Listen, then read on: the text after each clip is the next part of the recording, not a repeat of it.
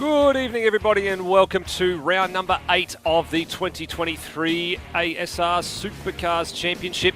It's the last round before endurance season kicks into high gear, and we visit Sandown in a couple of weeks' time. But for the moment, the last of the dual race formats for the time being, and it's all the way to the Northern Territory we go, to the revamped and the newly minted Hidden Valley Raceway here in ASR. The development series got their first taste of this 2.9 kilometre bull ring a week ago. It's now the turn of the main game, and a few of the boys from development series will find themselves in the hot seat, substitute in the wildcard cars this round. And one man who knows all about how the development series guys went last week is Benjamin Rhodey Rhodes. And Rhodey, it was a very, very clean outing across 3 races for the dev series guys, but different format tonight, only the 2 races. The first time that the main series calendar differs a little bit compared to the development series.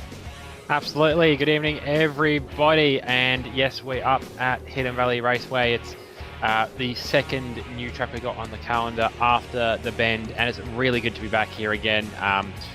We would have been back here last year, but things curtailed the way they did. But yeah, Hidden Valley, we are at Hidden Valley. Last week for the Dev Series was surprisingly clean, I think, from where the drivers sat. They probably expected a little bit more to happen, especially after last year, where we saw the points leader, I think at the time for Super 3, disconnect from the race, which is how I inherited the points lead. And in the end, I nearly got an overall podium, such was how the end of the race went. But no, a lot cleaner. And yeah, it's really good to A, see it back on the calendar, and B, just how beautifully it's working, how beautifully it's put together as well. So full credit as we start off to the track development team of Higo, of Lewis, of Rossi, of Nether, and I feel like I'm missing somebody in there, but really good work in getting Hidden Valley set up and ready to go. Racetrack Technologies, that's the one you're missing. They are the guys. Sorry, that was the big miss. Yeah, that was the big miss. Yep, they are the guys that produced the base circuit here for us to start with. It was a beautiful blank canvas, and Rossi and Higo and Lewis and myself have pretty much gone to town on the track since, and just getting it to a point where it's just right to go. There are still a couple of little nuances that have been found. A few drivers have discovered this afternoon and this evening that some of the Armco walls are a bit like trampolines if you hit them at the wrong angle. So there'll be a few drivers that need to have a little bit less loud pedal and a bit more straight steering angle, and they'll avoid hitting those walls throughout the course of the night. So that's a good thing that Hidden Valley is back on the calendar. It was much missed by the main series guys last year. So while we're waiting for a few drivers to get themselves sorted and a few things to get underway, let's actually have a look at this 2.87 kilometre circuit all the way in the Northern Territory. And it's right at the top end of the country, the furthest point north that we go on the Supercars calendar. It's just outside of the very, very small capital city of Darwin, which is on that little promontory there on the left. Hidden Valley Raceway is on the way out of town, effectively. It sits in a little area all by itself, just off the city fringes, and here you go. 14 turns, 2.87 kilometres. We're going for a pair of 28 lap races tonight.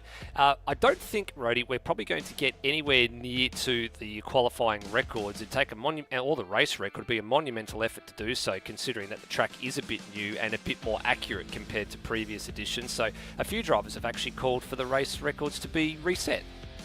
Yeah, and I think that's definitely a justified call to make, given the change. There is, I think, a few corners have been reprofiled, so even if the length itself maybe hasn't changed, definitely the flow and the average speed of the track will have changed by virtue of it. And I suppose in real life, when they make little changes, they don't do it so much in real life, but they do have hard cuts between, right, we've changed the track, although it very much is a bit of a hit and, not so much hit and miss, but very much up to the individual track on what they decide to be the era of a track. So, for example, all the Sandown records stay intact despite the fact that there is a bit more runoff at turn 8, which means that people are, turn 6, which means that people are going to be a little bit more, I suppose, obliged to have a proper go through there now that there's not a wall immediately to run into. So you might be able to go faster, for example, just for that reason. But going to Sandown, it's still the same track that it's been since 1990 or 1988, I think.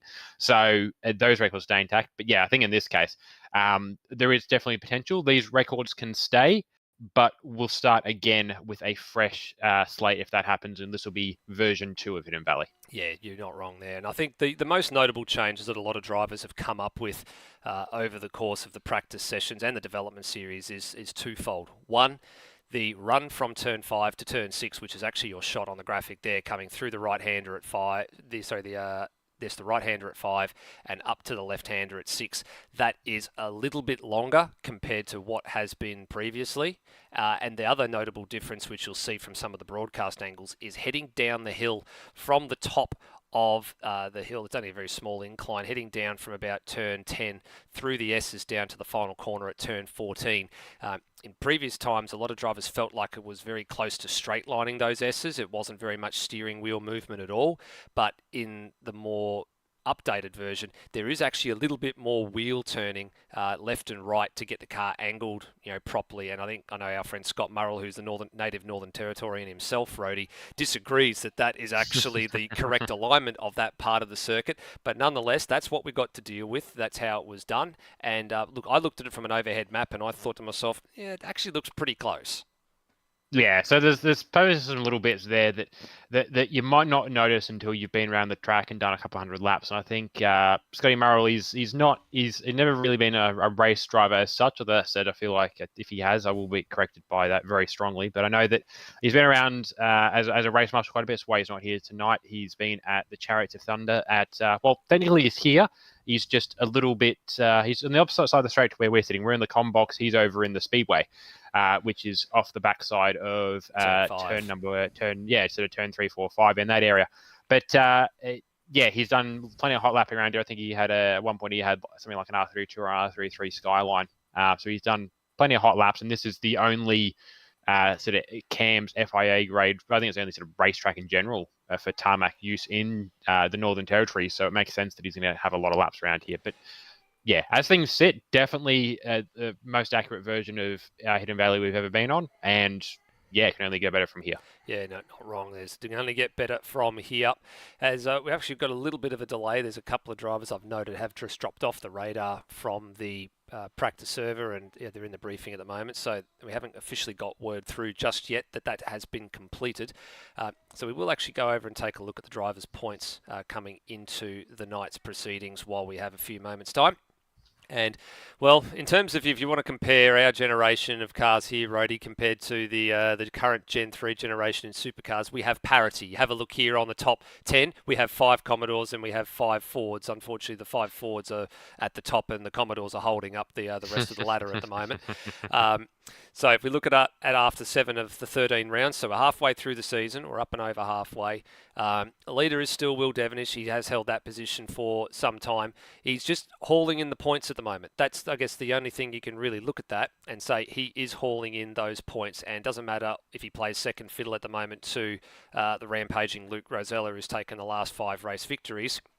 Will's just bringing home the points. He's not doing anything silly. He knows he's got a margin and he doesn't need to do anything silly to relinquish it. But behind him, that fight is getting very, very interesting right now for second place. Tim, Noah and Termo, all very, very close. In fact, there's only 27 points separating those 3 drivers. So, and don't rule out Brendan Ross. He's not too far away either. So there's a brilliant fight over that 2nd, 3rd, 4th and 5th place at the moment, and still a lot of time to go. Absolutely, yeah. And Timmy's had a difficult season this year. I think the start of the season, people were potentially bookmarking him into to have a genuine crack at Will for the title. And he's had pace. He's still chasing that elusive win. He got so very close at Watkins Glen, but missed the first round of the season. And for a couple of rounds this year, has been running with essentially 1 foot, which isn't easy in a supercar. So that's sort of impacted his performance a little bit. But yeah, still hold on to 2nd is a good, strong run for the team. And then, yeah, as mentioned, Noah Tara in there in 3rd. He's had a really good season coming out of really sort of one of the big success stories out of Dev Series. I mean, he went down to the wire in a title fight for Super 2 last year. And at this point, he's running up to have a run at 2nd in Supercars this year. So really, just coming on leaps and bounds. And Termo, he's been running nearly as long as some of the other guys we got in the field, but very much sort of chipping away and improving. I mean, years gone by, we're sort of looking at Termo as sort of running somewhere in the top 10. sort of maybe getting a top 5. At this point, he's comfortably in 4th and challenging for 3rd and 2nd, so he's running pretty well. And then Rossi's about 70, 80 points back from Turmo, but he's had some really good performances. I know he spent a lot of last year, and I think he's sort of maybe worked out of it this year, throwing himself under the bus as the slowest driver in Supercars. But he's having a really good run this year, and obviously him and the now rampaging Luke Rosella are in there trying to get the team's points off a CRE as well. Yeah, you're not wrong. Now, speaking of CRE as well, I'm just going to turn everyone's attention to the man who's actually just snuck onto the top 10 in the last round, which was Dane down the bottom there. Or you can see there actually reads Dane Liccardo. There's a little bit of late breaking news. There is a small change that is to come, and you'll notice this tonight in the broadcast. Due to some family issues that have gone on in the last couple of months, Dane has officially changed his name by deed poll, his surname that is, and you'll see him moving forward as Dane McKenzie in the driver's standings and in the timing tree and in anything on the broadcast moving forward. So unfortunately a little bit too late to change the points graphic at short notice. There's actually a slight little bit of oversight on my behalf, but keeping in mind that moving forward his name will be changed on all the points graphics, on all the broadcast material moving forward, and that's just a little nuance, I guess, that people will observe and wonder why that's the case and who's this new driver in the field. Now you know. Yeah. But and Dane's been having a really good season as well. Actually, he's sort of really second wind at this point. But yeah, coming back off of just the year he's been having, and he's really been putting it in strongly on the track. He's picked up a good couple of. He picked up three top 7s at the Bend, and then last time out at Townsville, maybe not quite as strong, but still definitely running just us at the top 10. So he's got a good pace, and he's, as you mentioned, just slipped in the top 10 just recently. There you go.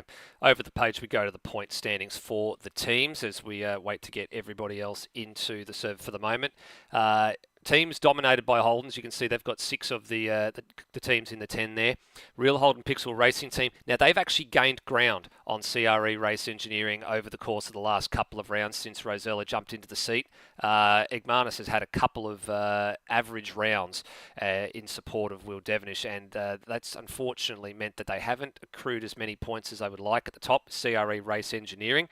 So they have lost a little bit of ground, but still, the margin is nearly 600 points at the moment.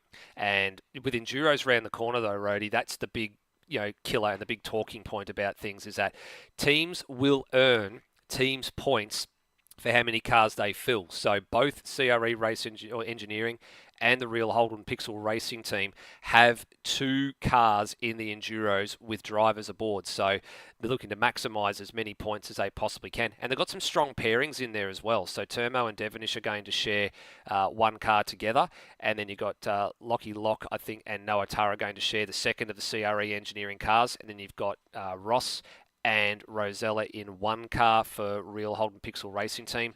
And I'm just trying to remember off the top of my head. I think it's Brunswick and Burke in the second of the Pixel cars. Yes, it is. Brunswick and Burke have come up from the Fuchs HSP dealer team to pilot the second of those cars. So both teams hedging their bets very much on a good haul of points in the Enduros. And then the amped up racing by CRE boys, they've actually gone and jumped over ship to the CRE engineering cars, but they've actually bring in 2 sets of wild cards to pilot those 2 cars. So there'll be some fireworks out of that, and something to actually keep in mind when we get to Enduros, which is only 2 weeks. 3 weeks. 3 weeks away. Sorry, yeah. 2 weeks away. Actually, sorry. No, it's 2 weeks away. Yeah. 2 weeks away.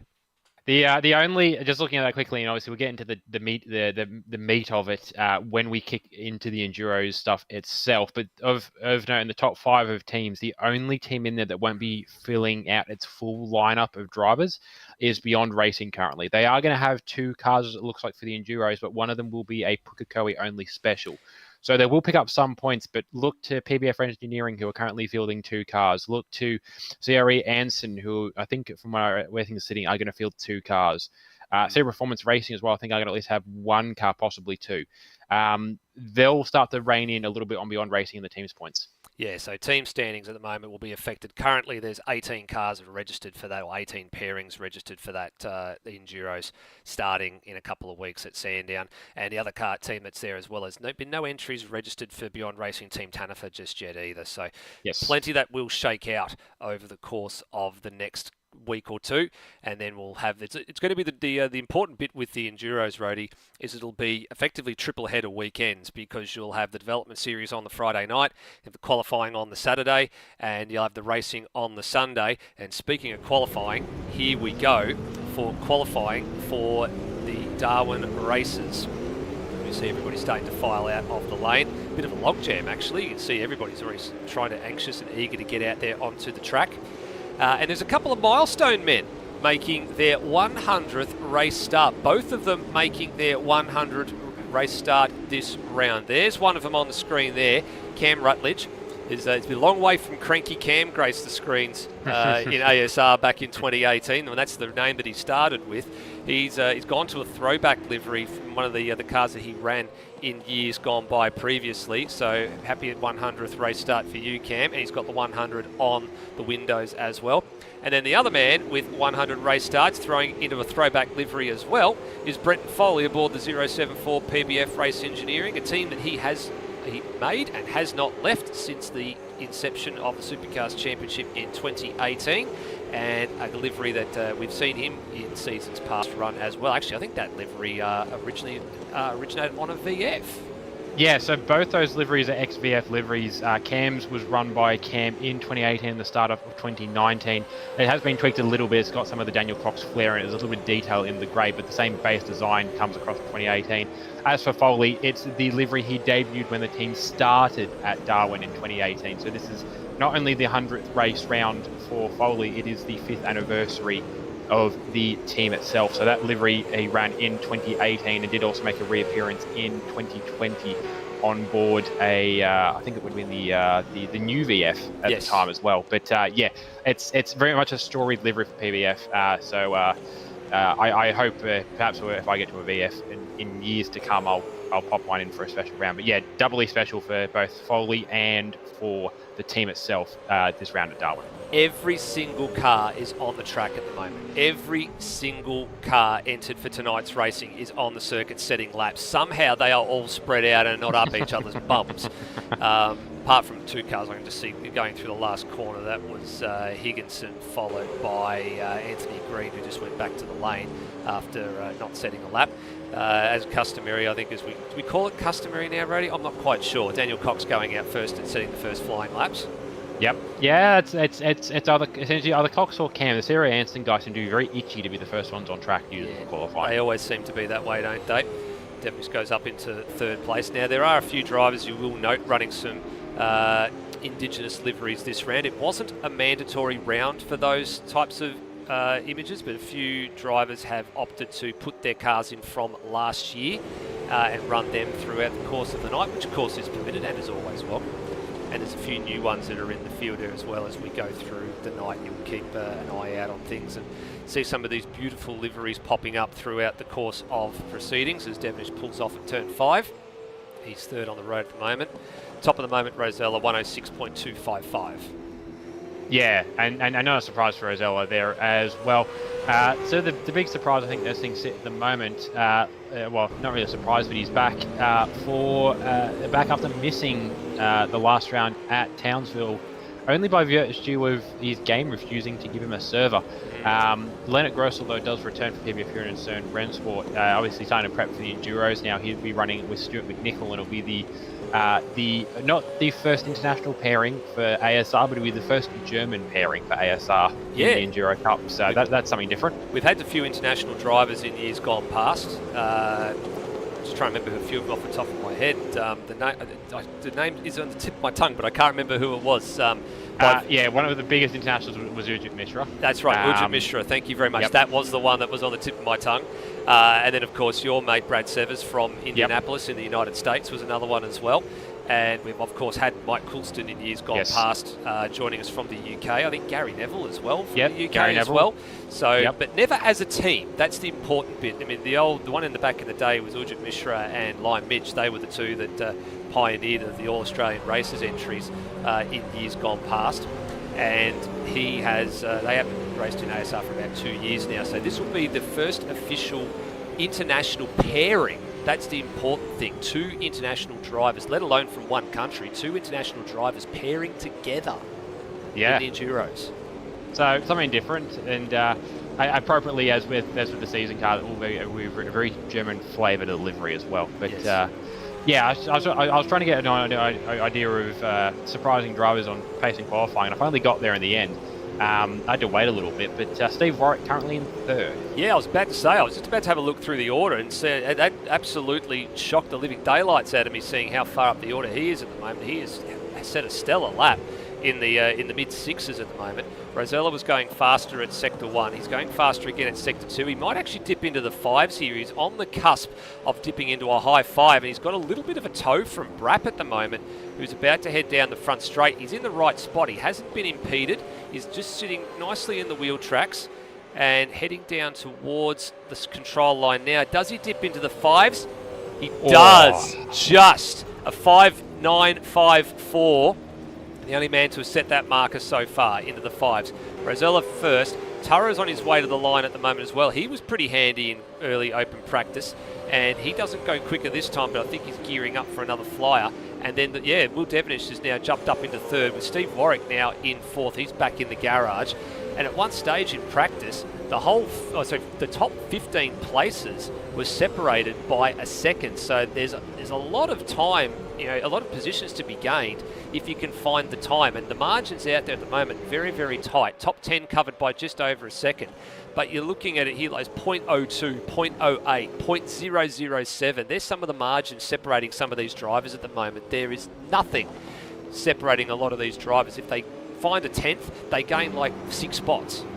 Yeah, there's less than a 10th in gaps the entire way down the line, which is really good to see. Also, just everyone's now to get some good representative times in. There's nobody that's really blowing out from where we'd expect to see them. Like, they may be a little off. They might have not quite got the run they wanted. Like, Dane's now down in 19th currently. We've had to see him a little higher up the order. Same with Brendan Ross, but he's coming to the line now. And same with Igmanis. He might improve, and there he goes up to 10th. Yeah, Igmanis as well down at the back. Actually, sorry, I didn't notice Igmanis at the back. He's the only one that actually got a representative lap. He's just gone up now as well. Yeah, we're just on his screen. He just launched to third. So time's finally starting to come late for those drivers that we were expecting. Ross, and then Igmanis behind him, and then Mackenzie not too far away as well. That's actually going to take a little bit of time for me to try and remember that Dane's surname's Mackenzie now. So we apologise to Dane in advance if we do call it wrong, unfortunately, a few times this round. And a few drivers already deciding to put the cue in the rack and go back to the lane. And if you're not leaving the lane now, I don't think you're going to be in a particularly good position to have a final crack at a qualifying lap. You sort of need to be leaving the lane at no later than about 1:40 crossing the line to get out, and then you're going to have to do a reasonably quick out lap to get yourself any last shot at a flyer. Yes, the important thing as well that we found in Dev Series, and I credit Brapp for finding this one, although I don't think it was necessarily Brapp entirely, but Brapp was the one that passed it on to me, was that around here you get so much tyre warming, so much tyre wear out of just driving this place that you don't actually want to attack your lap until you're actually on your time lap. Other tracks you might actually try and heat the tyre up, get some pressure into the car. On the out lap, this one you really want to saunter around in your out lap, or only start to really have a crack at the last sector before you start your lap, or you're going to run out of tyre and actually sort of overheat your tyre in the last sector on your actual timed lap. So that's something to consider as well. So yeah, by now cars will be on their out lap if they want to have one more lap in here. Well, these two that are on the screen at the moment, Zach Brown and Nathan Higginson, they're actually sort of half racing each other here. They're going to trip over each other if they're not careful on their flying laps. Oh, and it very nearly happened right there as well. I wasn't sure if Higo got a bit of a love tap from Brown as they went through the corner, and well, Higo's lost the lap anyway. He's gone around, his teammate goes through, and so too does one of the other cars that was on the screen there as well. I didn't quite see who it was. It flashed. Bailey Hall was there. I think it was Lockie Lock was the other one. And I was about to say that group of cars was, or the group of cars on the screen that's here at the moment, is sort of the last group of cars that are going to be really making a red-hot crack at a flying lap. I think the next person to the line is the fifth place car in Brenton Foley, and I think actually he's going to just sneak it in. I think he'll get in with about 8 or so seconds left before the green flag, or the checkered flag rather, is shown for qualifying, and Rosella's behind him. He might sneak one as well. He does, and he does by driver. 3 seconds to go. So he is the last man to get across the line for a flying lap. Yep, and Foley's just given up his lap very early, so maybe a little bit of rear locking into turn one and spread him wide. No improvement from Zach Brown, so he was the first one to get across the line there, looking for an improvement. Noah Tara's the next one. We're looking for an improvement from him, and he improves the time, but not the place. He's only nearly just under 2/10 off of Rosella, and that's actually a pretty decent effort from Tara. Yeah, great work from Tara in the end. Only 2/10 off. Dane over the line next. I don't think he's improved. I don't know he's going to come over the line now, actually not improving. That's... There's improvement for Devonish as well, but no change in place. He's actually been out-qualified by his teammate for a change, which is a bit of a surprise. It's normally the other way around. So Igmanis has found a bit of pace, and a few drivers still finishing up here, but also heading back to the lane. Steve Warwick heading to the lane. Cam Rutledge is in the 10. He's heading back to the lane as well. So a few drivers with some late flurries, and no late improvement for Luke Rosella. I think he gave up at the end. He was actually didn't give up. He was only 0.081 off his time at the end of the day there, and he is the last man, I think, that was on a proper flying lap across the line. Everybody else is just sauntering back to the lane at the moment. So your top 10 out of all of that, Rosella and Tara will share the front row of the grid, followed by the teammates of Igmanis and Devonish. Brapp and Foley, there's an interesting third row for you. A pair of Holdens in opposite PBF camps, 5th and 6th, ahead of Tim Redmond and Steve Warwick. That's a good qualifying result for Warwick. 2 Kiwi cars up there, 7th and 8th. And then Leonard Grossel and Cam Rutledge sharing the 5th row of the grid. Cam, that's probably one of the only or very rare times that Cam has out-qualified Daniel Cox this year as well.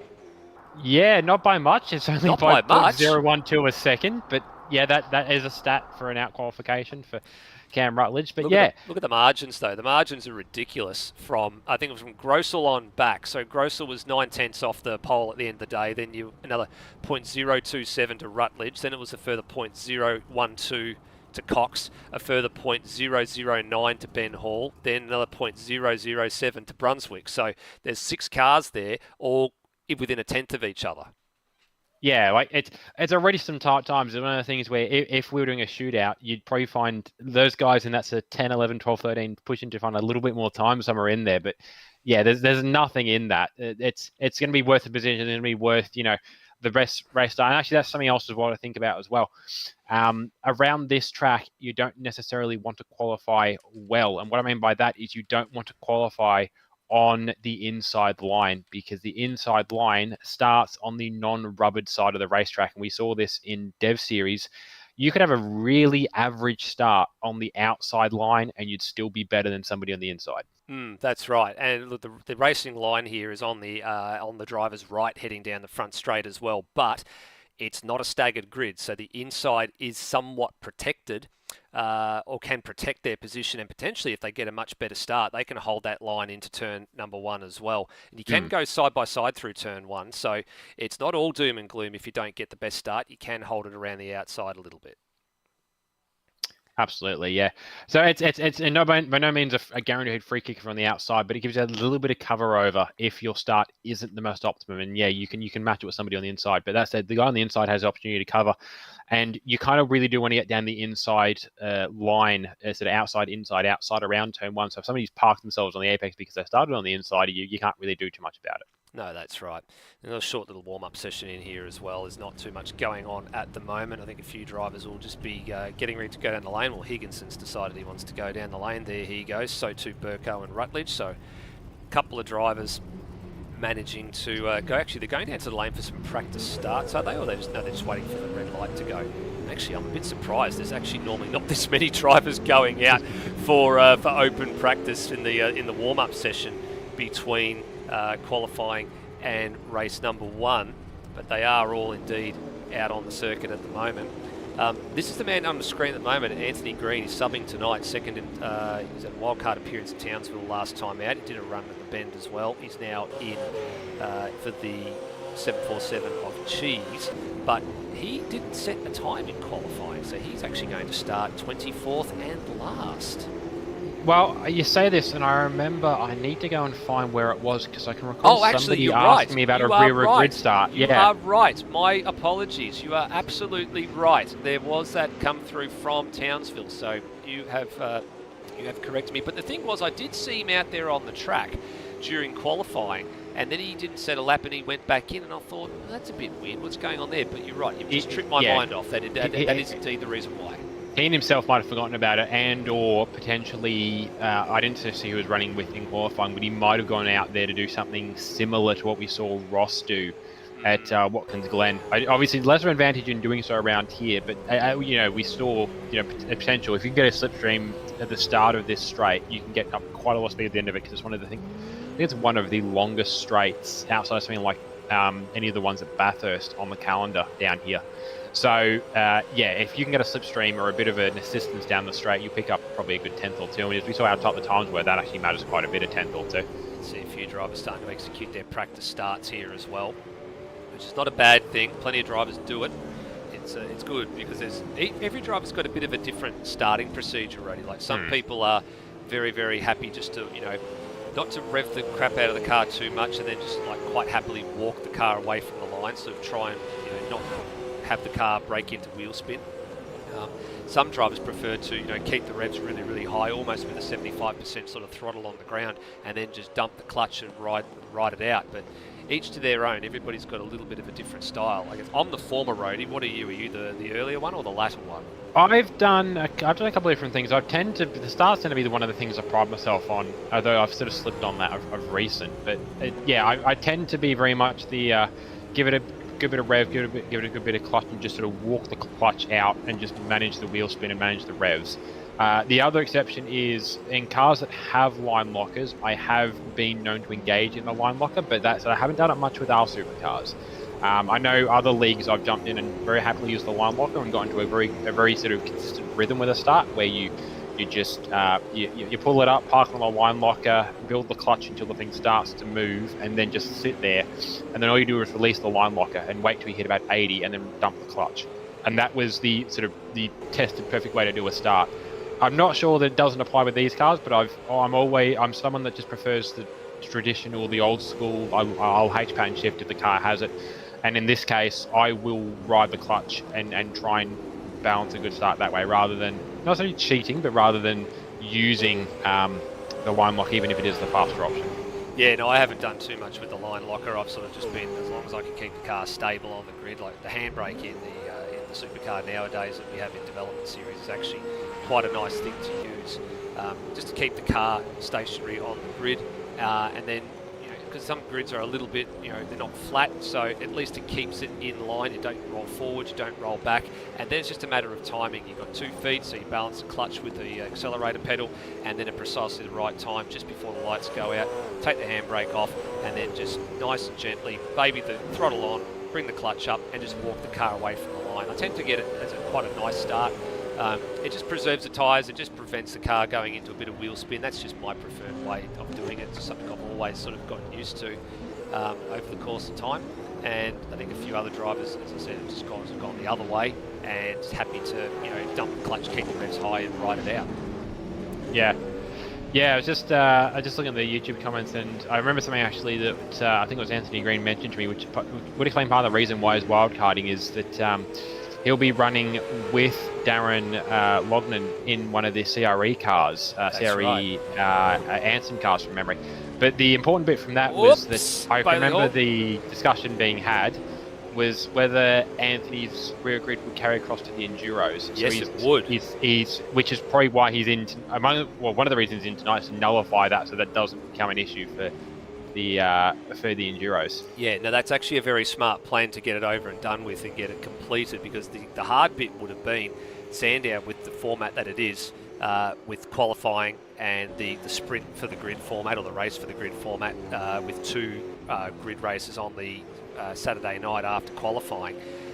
It would have actually impacted that particular race. So if they had qualified well, they wouldn't have actually been permitted to qualify. They would have effectively had to do a progressive style format from those 2 races just to try and get forward. So it might have compromised their qualifying position. So smart plan to get it out of the way now, because the way that format works is one driver qualifies the car, then the second driver will start grid weight race number 1, and from that position, and then it's a progressive format, and then the second driver, which is the one that qualified the car initially, takes over for the second grid race, and it's progressive format, and then that dictates the starting grid for Sunday's 400-kilometre race. It's still called the Sandown 500, but 2 lots of the 50k races take place on the Saturday night as part of the grid race format, and they are for points. That's the important thing. Points are at stake in all 3 races for Sandown. Then, of course, the Bathurst is the standalone 500, and then the Pukekohe 500 this year will be 2 lots of 250. Absolutely, yes. All right. Looks like the qualifying session has completed, the practice session has completed, or the warm-up session is completed, and it is on to race number 18 of the championship for the year. Races 18 and 19 coming your way tonight. And then the next time we see you, it is going to be the Enduro season in a couple of weeks' time. So looking forward to this one, Rody. I've been looking forward to seeing what sort of mood all the drivers are in after the Townsville 2 weeks ago. There has been a little bit of talk about a revised starting procedure. And, of course, the safety car procedure as well, just because of a few drivers left their run a little bit too late and were a bit too close to the safety car, so there was an aborted restart at one point. So very, very key today is that they've been told if there is a safety car for whatever reason, there is a point where the driver in charge needs to start backing up the pack so the safety car can get away, and that'll be at the top of the hill, which is just after the Sector 2 marker comes up, and that'll give the safety car plenty of time to get into the lane. As soon as the cars get round the down to the final corner, safety car should effectively be in pit lane through the little kink in the pit lane and heading down towards its home at the top of pit lane. Yeah, and that's just to really clear things off, because IRL you could very much sort of monitor where people are at and set positions and call a restart from there. But by the game's ruling, safety car needs X amount of clear. Very much sort of like not unlike an introvert, I suppose, in a way. It very much needs a bit of alone time before things can go back to normal. Alone time. Yeah, that's a good one. I was trying to somehow compare a person to a car in a way that made sense, but. I'll let the analogy sit there. But, getting started for race number 1. All right, here we go. Grid coming your way here. Rosella off of pole. The only man dip into the 5s. Then you've got Noatara alongside him, who's shown some pretty good pace. And he was up the pointy end in practice and is the same in qualifying. Then it's got the teammates on the next row. Termo, or Curtis Igmanis, on 3rd place with Will Devonish alongside him in 4th. Heading back to Brapp and Foley on the 3rd row of the grid. Good to see those 2 guys in opposite PBF camps up so high on the grid. Tim Redmond in 7th. He'll be joined by another one of the Kiwi cars in Steve Warwick as substituting for NZ Snipes in 8th. Leonard Grossel in 9th on his return, having missed last round. And Cam Rutledge in his 100th start will start in 10th place on the grid. Rest of the field looks like this. Daniel Cox in 11th, Cam's teammate, not too far behind him in qualifying, with Ben Hall. Big surprise for him. That's a very handy qualifying result for him in the Litton Q Racing Gravedigger machine. He loves that livery now. Yep. You've got Hans Brunswick starting 13th in the Fuchs HSP dealer team car, with Brendan Ross 14th, so he got shuffled down late in that order. Then Lockie Lock in 15th. Alongside him is Jesse Bennett in 16th, so it's the lowest starting position for Lockie Lock for a little while. Zach Brown we have 17 with Bailey Hall, first of the Beyond Racing Young Guns, next to him. Then Dane McKenzie 19th, sharing row with Hayden Cuppett. Those 2 will actually be sharing a car together in Enduro, so they're starting off the same row of the grid.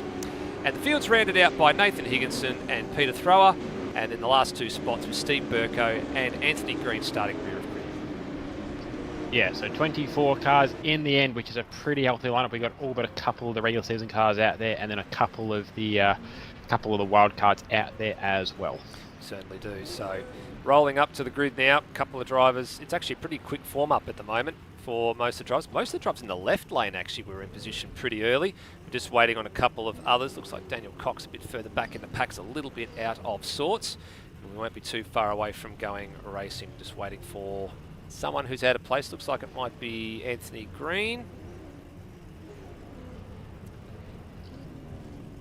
And possibly just a bit as well. Here we go. Rightio. It's time for the top end twin sprint. Race number 18 of the championship is now officially underway, and off we go, and a good initial reaction by both men on the front row, but Rosella with the inside line, he manages to get the whole shot down to turn number 1 so far, with Tara tucked right in behind him for the moment, and they now sail into turn 1, and look, here comes Egmartis right round the outside. He wants position number 2. Yeah, strong return of stars that was there for Termo. Tara very much sort of seeing the bigger picture almost instead of getting out the way, but also giving Termo a good run for his money. Well, Luke Rosella already pulling away at the front, and Foley still holding up for fourth and actually holding up Will Devonish in the process. Yeah, he certainly is holding up Devonish in the process as his teammate to Will Devonish looks down the inside of the sister entry of Tara, and that's an awkward coming together, and that probably wasn't a move I would have been trying to pull on lap 1 at turn number 6, because he very nearly tripped over both those Mustangs and very nearly gave second spot to Foley in the process, but they've gotten away with it. Yeah, we've gone away with it generally. Actually, I was looking through the field, but everyone stayed pretty clean up through the hairpin on lap number 1, so it's probably one of the cleanest starts we've had to a race in a while. Definitely not a situation where we're avoiding contact though, but yeah, Tara still leading away from Termo with not really a big surprise with what we're seeing behind him.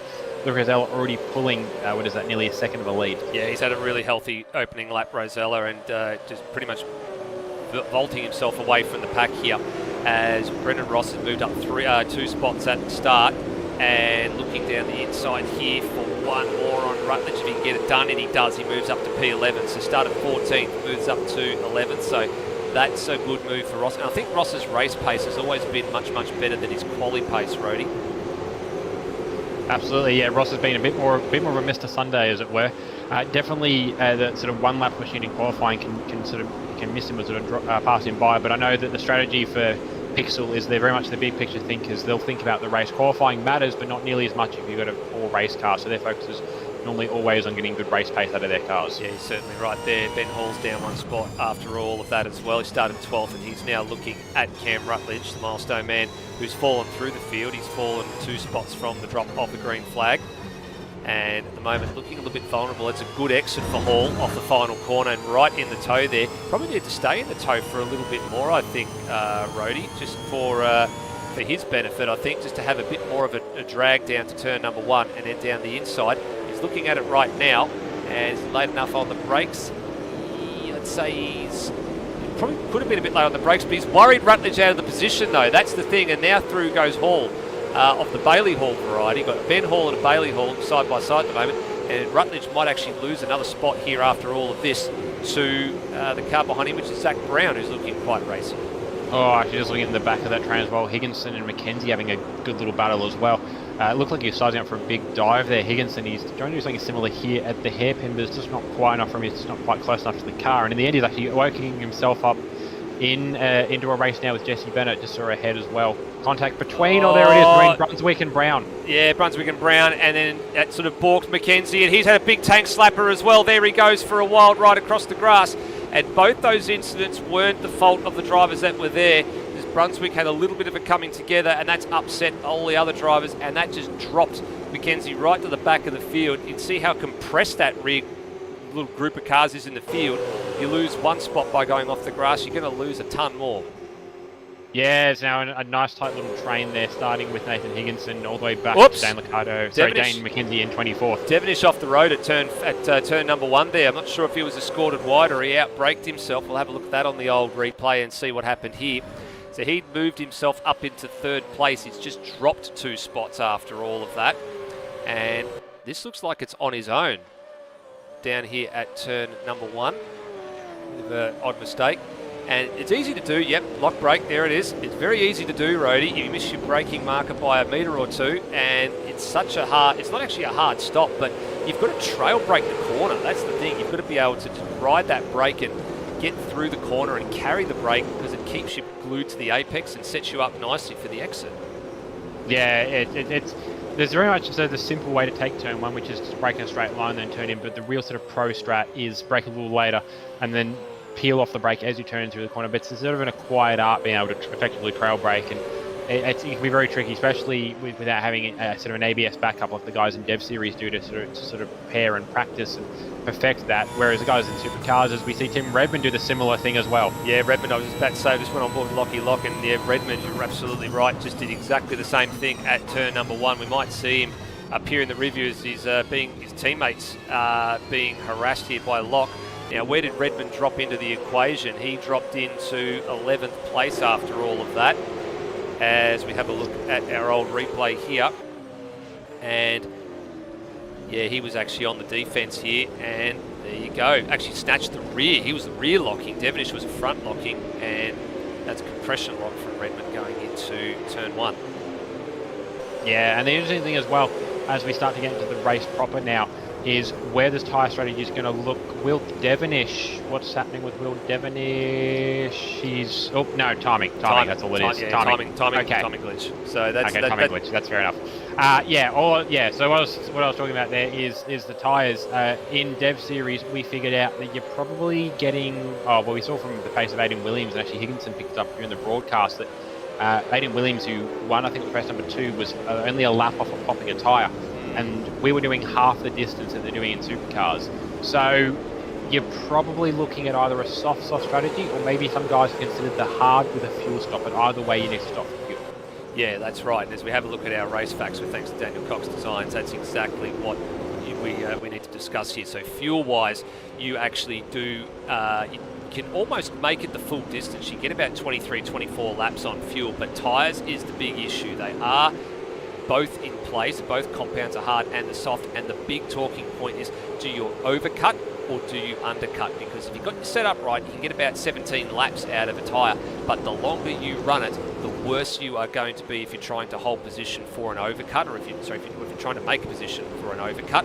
But if you come in a little bit early, you will get the benefit of the earlier and greener tyre to make an undercut work, but you then are going to be vulnerable at the back end of the race if somebody's got a fresher set and is right on your hammer. So it is a very line ball decision about whether you overcut or undercut.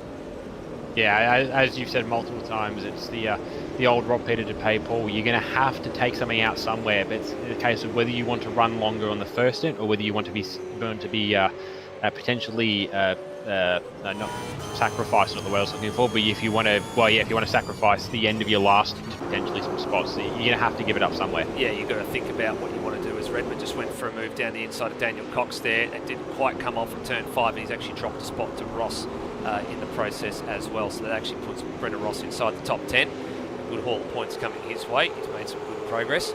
There is a second qualifying session tonight too as well, so the twin sprint format, you've got 2 qualifying and 2 race sessions. They happen sequentially, so qualifying 1, race 1, qualifying 2, and then race number 2 after that. So there's a little bit of redemption on offer for some drivers who qualified poorly in race number 1, in the case of Green, who started down the back of the field, and there's still plenty to be gained by having a second and better qualifying session. And lessons to be learned, I think, is probably the analogy I would like to use.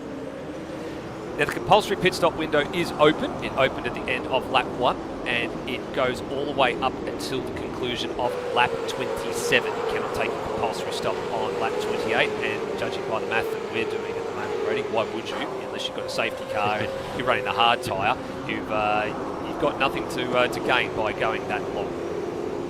Yeah, the only reason I think we're going to see people in before that is either for damage or for exactly that, because it's a safety car, because the softs do cop a fairly healthy beating around here. Yes, there is one of the longest straights, which isn't very big for tyre wear, but there is also very long loaded corners that very much chew into the tyre. And also keep in mind, we're up north, there's naturally a lot of heat in this environment that chews through the tyres as well.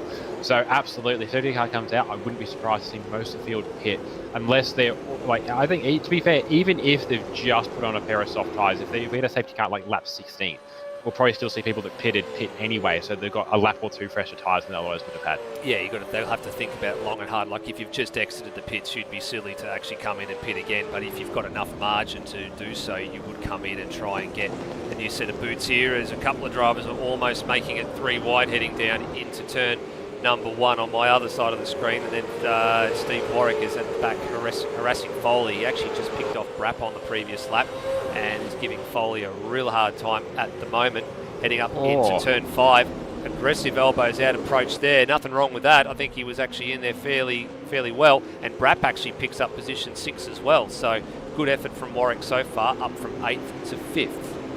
Yeah, Warwick very much really looking to improve very much. I almost say trying to advertise himself for Enduro Cup, but having said that, I can put out there that he is going to be added to the PBF roster for the Enduros. But yeah, very much trying to put himself out there on the card. I wouldn't necessarily say trying to knock the doors of your team boss is the best way to go about it, but no, he's having a real hard run, and definitely Warwick.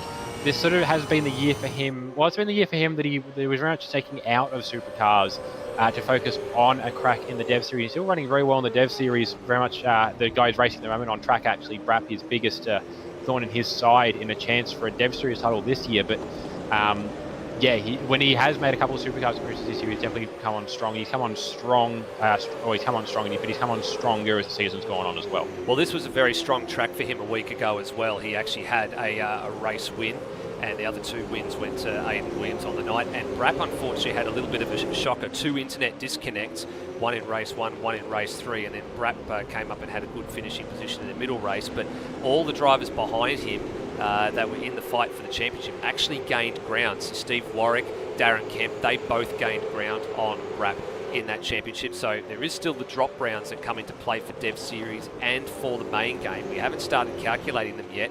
We're probably going to start to do so on the other side of Enduros. So that's the important piece of that puzzle that is yet to fully play out, is how the drop rounds will affect the Drivers' Championship towards the end of those respective seasons. And so far, I think for Brap, that round at Hidden Valley last week is probably his worst one today, because that's where he's scored the least amount of points so far. So he'll be dropping a small amount of points relative to other drivers that have done all the rounds, had a bit of a dodgy one here or there, but still accrued more points. So they're going to be dropping a higher point score. So it's going to be a little bit of a balancing act when we get to the business end of the season. Yeah, like you don't want to have a bad round, or you don't have a bad race, but it's very much a strategy decision if you're going to have a bad race to have it all, or a bad round to have it all in the one round, so you can really cleanly drop that. In the end, you only drop points from one round. I was just looking at the back of the timing trend. I'll go and just try and figure out what's happened. We've lost Higginson and Bailey Hall within about 5 seconds of each other. Yeah, the teammates. That's a bit of a surprise. They've both DNF'd a lap apart, essentially. Higginson completing 9 and Hall completing 10. Higginson's last lap was actually a 1:21.5, so he's been off the road somewhere before he had that lap. And I think Bailey Hall, maybe it might be a disconnect. I'm not quite sure what's happening there. But what's happening up here in 3rd place at the moment is Will Devonish has got his hands full with Leonard Grossel. And this would be the first time that I think Devonish has been really seriously under threat this year. He's not got the pace. His more fancy stablemate in Noah Taro and the sister team has got much more pace than Devonish at the moment. He was harassed by Seth Brown in both races at Townsville 2 weeks ago, and he's being harassed here again. Yeah, he has just got back past through Leonard after having a poor start. But yeah, definitely not the sort of pace we've seen from Will in the first sector of this race. I did actually go back and have a look at both Higginson and Bailey Hall. Higginson straight it wide at this corner here. They're coming through now and made contact with the tyre wall and knocked the bonnet off, so probably engine damage there. As for Hall, hard to one to pick. I'm going to lead either into hardware failure or perhaps an engine issue. Not out of fuel, because the thing was still making noise the whole way down, but it almost like he's missed a shift and then ran out of gears in the gearbox or something, which doesn't happen in AMS, so potentially a hardware issue at Bailey's end, but just very weird that they both disappeared within seconds of each other. Here we go. This is on for here. Look, a little bit of a knock there between Grossel and Devonish in the braking zone, but Grossel was far enough up alongside, but he gives the spot up. He feels that that's his error and lets him back through. So that's a bit of a surprise. I thought that was okay. Let's have a look at that one on the replay, because that's got me absolutely curious now as to what that was all about. Let's actually just have a look from the roof cam here. Let's see if this is a braking error. I would argue that he was entitled to that, Rody. Yeah, I could see definitely sort of with the view we've got, the ability to look back at it, yes, and see it from a third-person view. Yeah, I think that's probably a bit of a fair move. We'll potentially turn down a little bit on Leonard, and I mean, if Leonard had taken it, I know Leonard said previously, you know, he's very much a club racer kind of guy. He's very much sort of picks things up. A race meeting happens, he sort of puts it down. and he's pretty chill with everyone afterwards. Like he's got no ill will towards Will Devonish for what happened at Watkins, but if he had, I'd say, oh well, that's just return to serve for Watkins. But no, Leonard's if nothing else, Leonard's a very fair racer. Yeah, I think so. If he's going to make a move, he's going to make a move properly. Right. And when I say that, what he determines to be a properly made move, and for him, that wasn't it. So well, here we go. Pit stops are starting. So Ross is taking the punt early here. End of lap 13. This is earlier than I was expecting someone to come in for a stop. That's going to be better. He's probably relying on something else in the back end of this race then. Yeah, I think he's relying on like a safety car or something, or he's looking at an undercut. He was actually in the group behind Brent Foley, which was occupying, I think it was at 7th or 8th through to back till about 11th. So he's come out of traffic. So it might not be a bad ploy for Brendan Ross. He's actually going to come out, and Rosella's actually come in as well. So teammates actually pitting a lap apart as Ross we see leaving the lane here. Noah Tara goes on, so he'll lead the motor race here. Ross has come out in 22nd and last place, but the teammates at opposite ends of the scale now pitting one lap apart. So yeah, this is a curious one. So Lewis Wedding will be calling the shots here, working out where the cars are, dropping them back into traffic. Yeah, I was going to say, I just got a response from Bailey Hall in the live chat. It was closer to the first option. I thought it was a gearbox thing. It wasn't. He popped the engine on the upshift, which takes some skill. I know you can really pop it on the downshift, and potentially we've missed something where he's made contact with the wall. I know that Foley popped an engine at Calder a few years ago, not by instantaneous damage, but just by overheating the thing. And I don't know if perhaps if a little bit of cooling has gotten missing from Hall's car somewhere, that it's then just popped by virtue. Hey, to be fair, he could have been stuck in traffic and that's heated the car up as well. But safety car. Ooh. Is there? Yes, there is a safety car. There is a safety car. So this is playing into the hands of... There's a whole bunch of cars that are in the lane right now and leaving the lane right now. So Steve Warwick, you've got Daniel Cox. They've just left lane and they've just made it out ahead of the safety. Zach Brown got out just ahead of the safety car as well. That'll bring Turrer into the lane. It'll bring Devonish into the lane, and the safety car's waiting to pick up the leader here. So what has triggered that safety car? This is go. It might be Steve. Is it Steve Burko? No, Burko's in the lane. I'm trying to work out what happened. I think if it was anything, it would have been a spin in a bad spot, because everybody's looking like they're running more or less where they already were. The only one I noted when I was cycling through positionally is it looked like I think it wasn't Termo. I had someone in my mind, and then the order changed with the queue. Might have been Termo was a little closer to the guys he was otherwise racing, but I didn't pick up anything immediate. Somebody out there will know, because they were the one that caused it. But yeah, that's right. It must have just been a innocuous spin, perhaps from a back marker, just in front of lead cars. And there is chaos in pit lane. It's actually exactly what Darren Loughlin in the chat's called. There is chaos in the lane at the moment because everybody is coming in that has not stopped. So Rutledge in, Foley in. There's actually a bit of a race coming out of pit lane as well. Rutledge just copped the rough end of the stick there because Ben Hall was already in the lane, and this is going to reshuffle the field entirely. Egmanis leads from Rosella, but Egmanis has not been in the lane yet. So where's he in all of this? Has he gone round again? Is he at the head of the queue? Yes, he is. So if he comes in this lap, that will then release Burko, and he'll get back on the lead lap. He's trapped a lap down at the moment. So he's going to be praying for Egmanis to come in this time around. And look, if I'm being honest, Rady, he'd be silly not to. He's going to lose way more under green if he doesn't come in this time around. And there he goes. And there goes Burko. So that will then cycle field. And there goes Rosella after all of that. So Rosella will inherit the race lead back from Turrup. Now, where does Egmanis drop in? Because he was running sort of top 5 or 6. And he's going to drop a pile of positions here. He could have come in. He probably could. The only thing I would perhaps say is it depends on where he was at relative to Will Devonish, but not 100% on that one. Yeah, potentially in relation to where Will Devonish was at in the pit lane as well. But yeah, even then, I think where he's at double stack for a little bit would have been better off than going around again, because yeah, he's dropped back to 19th by the time he's up to speed again. Yeah, he's leaving the lane now, 18th. Yeah, so that's hurt him badly. And you know what? This is the big swing that we were talking about in the team's championship as well, with Rosella leading. Brendan Ross now vaulted up the order to 7th, so that's played out really perfectly for him, and he's now in tyre preservation mode. for as long as the safety car is out. This is good in terms of a swing in the team's points before they head into Enduros, because this is continuing to take bites out of the CRE engineering team overall in the team standings. And they've been doing this for the last 2 rounds. They had a really good round at the Bend. They also had a relatively good round at Townsville, and race 1 tonight has gone in absolutely to plan. Yeah, and that's all it's been. Like, absolutely, they can take outright wins and the big spots off of the guys in CRE, but for Pixel, it's really just picking up more teams points. They're playing the long game. The Enduros we mentioned is going to be a big one for them, but generally, if they can finish ahead or the best they can finish relative to CRE drivers, they'll do well in the points. Just making sure we're not. Oh, we are going back to green. Yeah, I was just keeping an eye out on things because the safety car is negotiating pit lane. We're just waiting for Rosella to control the lead of the field. There are a few stop-go penalties obviously being issued, but those will of course be cleared.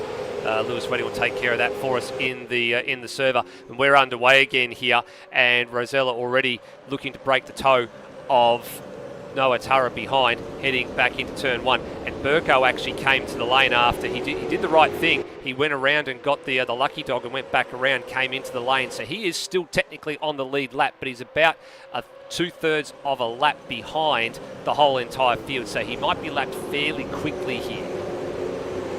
Yeah, he's got a little bit of time. It depends on how hard they battle now, as they're all going to be out there on fresh tyres. So it basically is the restart of the race itself. Well, it's a race restart, but we're back to the start of the race where everyone's on fresh tyres and probably on slightly less fuel than they started as well. So the cars are going to be that little bit quicker. Yeah, well, that's an important thing as well, is how many drivers were able to recalculate their fuel and factor in the safety car period as well. And some drivers will have started with full tanks, and some drivers will have started with, a half tank or whatever they were planning to do from a stock point of view, maybe with a little bit of an insurance policy afterwards. But that's now gone out the window. And, if you get a safety car period, you can immediately take about 4 or 5 litres out of your stop because you don't need that fuel. You're doing half that burn rate behind the safety car. Redmond now down the inside here of Brapp at turn number 1. That's for position number 5 on the road for the 43 machine. And Brapp's little slide unwillingly gives the position to Redmond. And Brapp just lost another one as well in ahead. Grossel having a red hot crack side by side up the hill through turn number 4 with curb cam on shot. I think that's the first time I've ever seen 2 cars go side by side through that turn.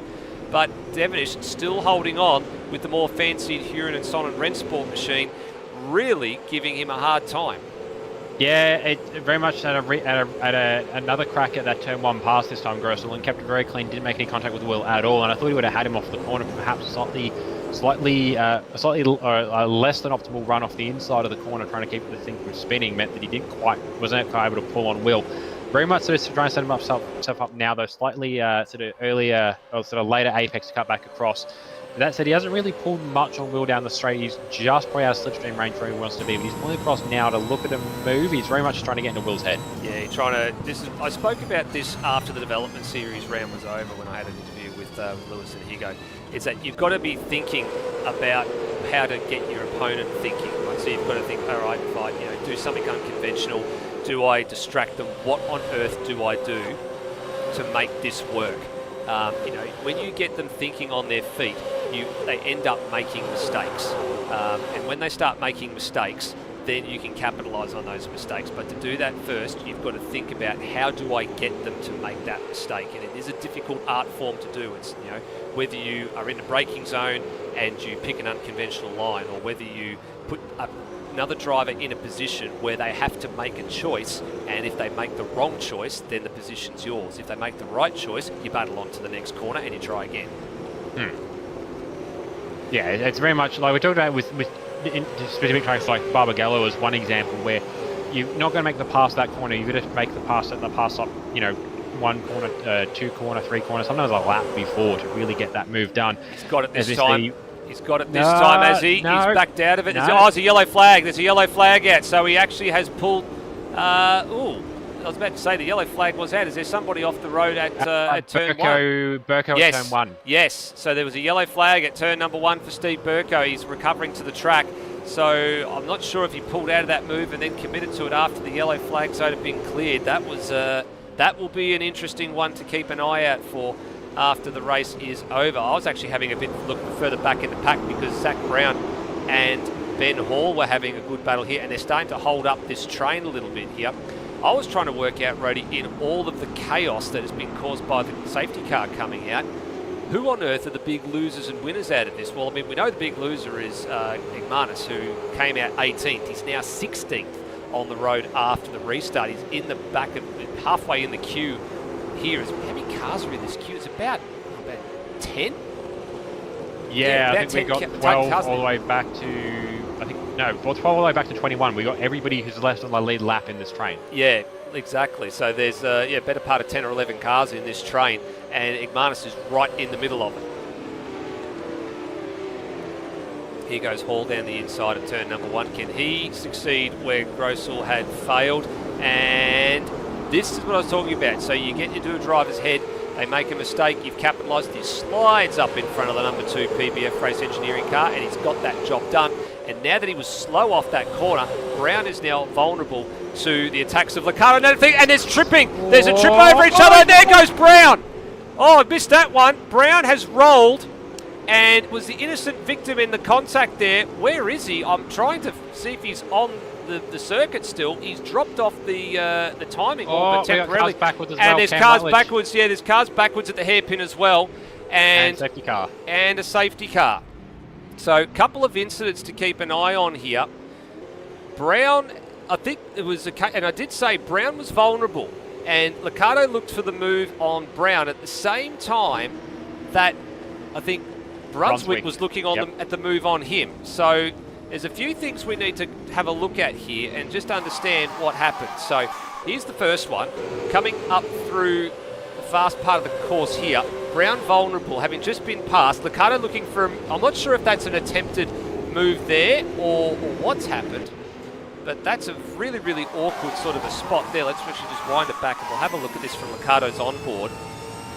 Whether this is a defensive move or whether it's a Brown vulnerable, well, I don't know if... Yeah, I don't know. I think that one probably might go down to a defensive type of a move rather than anything. I don't know if Liccardo was actually really in a position there to really have a go at Brown there. I actually didn't see how close he actually was after all of that. And then when we go back to everything else that's happening on, then we've got another replay to take a look at after all of that, which was the opposite one that happened to Cam Rutledge. So precisely after that issue had happened, then down the hairpin, everyone's checking up. You can see Brunswick now, he's checking up. He's trying to give the spot back. And then Rutledge sort of meeting a sandwich and tipped by Anthony Green, and Rutledge and Cuppet go into him. Yeah, something to note, and I think we'll see this at the restart of this race as well.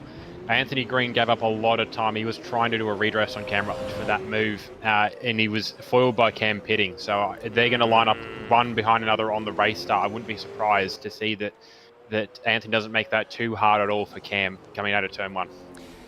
Yep, I think so too. I'll be looking to see that one there. Rutledge now down at 18th. His 100th race has not gone according to plan here.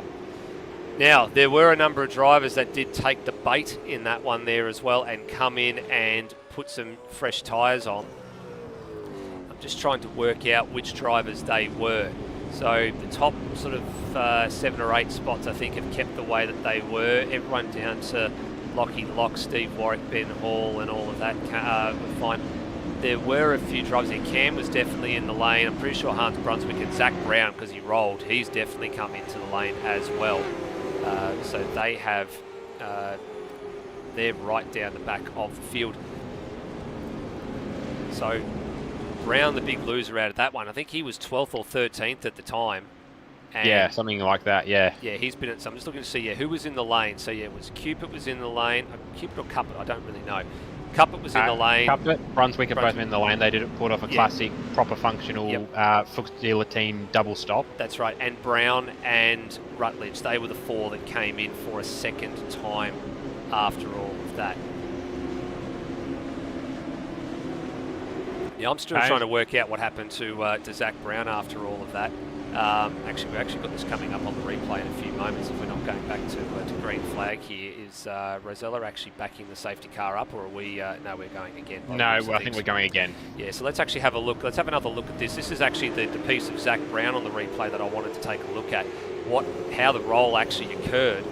So heading up the hill here, he'd been passed by Hall, and then this awkward sequence of events. You check the roll out. So yeah, he was rolled. He was actually had physically rolled. The replays, obviously, the replay buffer's not great, but he actually rolled into the wall and then had to get going again and actually rejoin on the correct side of the circuit. So he actually did a good lap, a good thing there, and came back on where he needed to come back onto the circuit, although being right at the back of the pack.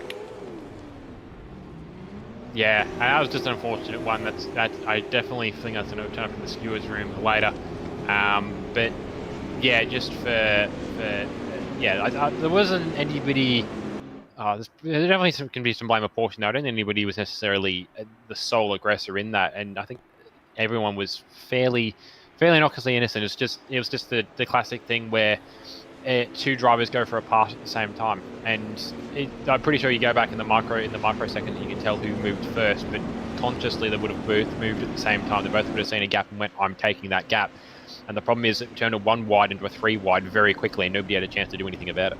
Yeah, that's right. And like I said, I'm objective hat on. I'm sort of looking at it going, well, Ricardo's on board. I think he was probably trying to have a look at Brown, who was, or Mackenzie's point of view, sorry. He was trying to have a bit of a look at Brown when really he wasn't probably close enough to have a go, and then was vulnerable to Brunswick, who was also looking to have a go. And yeah, that'll be one I think a few people will look and say, well, yeah, who moved first, who moved second, when did they apply the brakes? There will be something to come out of that, no doubt. And it looks like we're going back to green flag conditions here, so there'll be 3 laps to go in this one, as Rosella's backing the pack up nicely heading into the final sequence of corners. So this is really a blessing for Will Devonish at the moment, because he was on the verge, I think, of being passed by the number 666 machine of Leonard Grossel, and he's going to have 3 laps to hold him off. Green flag, so they're getting ready now. Yep, running down to the line now, and we're not far off getting started. Safety cars just pulled in, and they're green. Yep, green flag out, and away we go with everybody else in tow as well. Rosella leads them down to 1. Now Grossel's actually missed the start there. He's missed the restart. He's vulnerable to Redmond in the back of shot, who's going to try and go the long way round the outside for 4th place. But it's a dangerous game to play out there, because you're going to get run wide, and he has to clear the throttle. He couldn't quite get that move done, but it was a good idea. Nice idea to try something a little bit different at the restart here. Get the drivers thinking on their feet. Yeah, exactly. It might have worked on perhaps a slightly greener driver, and I know that Leonard's only been in the Supercars this year, but he's been around ASR since 2020, and we know he's somebody with not only a good bit of race car pace, but definitely a good bit of racetrack acumen as well. So there was a car that might have been escorted in the back of shot there. I'm not sure if it was Ben Hall or not, but he might have outbraked himself with a few drivers starting to try and come through the field. He lost a couple of spots there. As keep an eye on where Devonish's teammate Igmanis is at the moment after that disastrous period in the first safety car. He's worked his way back up to 13th. The safety car has, I guess, helped compress the field again, give him a chance maybe of getting into the top 10, but he's got a hell of a lot of work to do and some quick cars ahead of him that are not going to make life easy for him. And one of them is Mackenzie in the number 11 CRE Performance Racing Car. And now, thinking on the feet, Igmanis gets position number 12, but it's now a bit of a tall order, because directly ahead of him, you got Steve, I think, is it Steve Warwick? Yes, it is Steve Warwick. Yeah, after I look at the train at the back as well, angry little panel bumping train was 3 wide down to turn 1 with Pete Thrower, Hans Brunswick and Jesse Bennett. We've got Hayden Tuppett in there as well fighting, Anthony Green fighting in there as well, Cam Rutledge, and a couple of the cars at the back was come to the back of that train. But yeah, still, we're only not far off starting the last lap of this race, and there's still people out there driving like it's the first lap. Absolutely. So this is what a safety car does, and whoops, Green with a little bit of a slip, slide and away moment out of the hairpin. Just 1 more lap to go. That's all we're looking at here. Just 1 last lap to go. Rosella's going to have the whole shot coming down to the line here. So he's in the box seat, and the threat that we thought Noah Tara might be able to throw down earlier on in the race, having a good practice session, hadn't materialised. But the big one is in the backer shot right there with Grossel now deciding it's the time to have a go. And Redmond tried to bind or make it 3 wide. And is Grossel finally going to get through to third place? He is. He finally gets the job done after, I don't know, how many laps worth of trying. Yeah. And then Redmond is now got a vulnerable Devonish to have a go at here down the inside. Is he going to make this work? At 5, he's not quite there just yet. And this is an old chicken and egg scenario. One driver's playing defence now. The other one's playing attack and defence, and one's just playing attack. Yeah, he's around too, Will Devonish. Trying to get too much of a run off the last corner. He's last one over the hip, and he's lit it up and spun it. So that's dropped him out of that battle entirely. He's dropped him out of that battle entirely. 14th. He's just sinking like a stone at the moment. We'll come back to the implications of that later. It changes the podium dynamic here, though. Rosella with his 6th win in a row.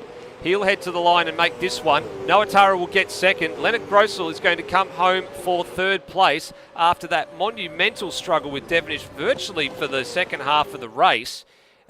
He finally gets that podium because he had it taken away from him at Barbagallo after the by penalty. Now, I don't think he's got anything to be complaining about with that one. No, so, yeah. Rosella, Tara, Grossel, the top 3. Just going to cycle through getting stuff on my desk in my way, which is helpful. 4th. Redmond in 4th with, for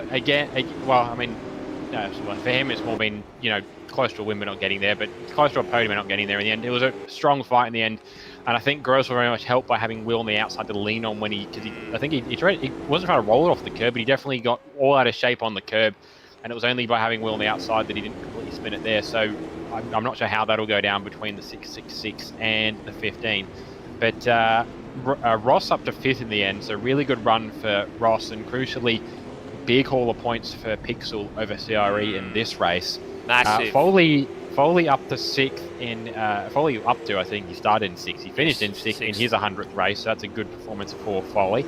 7th for Cox, up 4 spots in the end. Lockie Lock up to 8th from 15th, so that's actually a strong run for Lockie Lock. Very good run. More from what we're used to seeing from his pace. And the rest of the top 10 is Steve Warwick in 9th. Good performance in the end to stay in the top 10. And Rapp, who lost a few spots but still managed to hold it into the top 10. Then just behind him is Termo, who also lost a bucket of spots starting off the 2nd row of the grid. Yeah, so Termo finished 11th. Devonish 19th after that issue at the hairpin on the last lap. So a big chunk of championship points for the team go begging for CRE Engineering. There's a lot of soul searching going to be going on after this one as the teams head back to the sheds for a little bit of a debrief and to figure out what on earth just happened. Absolutely, yeah. There's going to be tails, I think, the entire way up and down pit lane. From the guys at the front that had strong performance, the guys at the front that got a little bit hard done by at various points, from the guys at the back that had a genuine battle of it. And yeah, we're interested to see, like for example, we haven't necessarily kept an accurate record of chassis history at PBF, but I'm not sure how much chassis damage we got now on the 2 with that rolling at turn 5. So there's going to be some stories all the way down pit lane. There's going to be some stories all the way down pit lane. We might actually kick it off right now, Rhodey, with our Beyond Electrical podium positions here, as we're going to take a little bit of a look just for the first top 3, or the top 3 from race number 1. And we may as well start it in reverse order because he was here first. So let's kick it off with Leonard Grossel. Alrighty, Leonard, I don't think that's your first podium, but definitely your first one in a little while. How did that race go? Pretty alright. Just happy to finish it. Didn't expect to run up at the pointy end of the stick, but yeah, just happy with it. Yeah, just check the stats. This is your second podium for the year. Sort of coming back into it now after your time off at Townsville. How are you finding Hidden Valley? Great track. I've never raced here before, so don't have much experience. But it's very fun to race and just drive around. Absolutely. You mentioned earlier this isn't where you've had to find yourself, but now that you're up here, what's this plan to race to? Pretty much the same approach. Just yeah, if there's someone around me to so I can have a fight for position, I'm gonna go at it. But if there's no one around, I'm just gonna go take it easy and just preserve tires and try to make it through. Fair enough. Well, good work, Leonard, on your first podium for a few rounds now, and we'll see you again in race number 2. Cheers. Alrighty, second place man is Noah Tara, and Noah, you had strong pace in the start there, but couldn't quite do enough to take the win. Yeah, I was just surprised to be sticking with Luke, to be honest. Like, I guess I go alright at this track. I do enjoy driving around it. Yeah. Fair enough. Yeah, we're talking about enjoying the track. So this is it one of your favorites, or where does it sort of sit for you on your list? Certainly up there in terms of Australian Touring Car Championship tracks, like new and old. It's got a good flow. It's like a condensed bend raceway. That's how I feel about it. It's pretty good fun to race around and quite hard to get right, I reckon. Yeah, it is. It is a bit of a tricky track. Very much one of those things where you can easily pick up the 8/10s, but it can be a challenge to get those final 2. Very much the same strategy going into race 2 now, instead of very much just trying to consolidate a second place, or you think you might have that little bit you need to get to the top step? Yeah, same approach. I reckon I saw Luke was making a few mistakes here and there, so I guess the best I can hope for is to stick with him as close as I was within a second and pray for a mistake and try and capitalize on it. Otherwise, yeah, same result.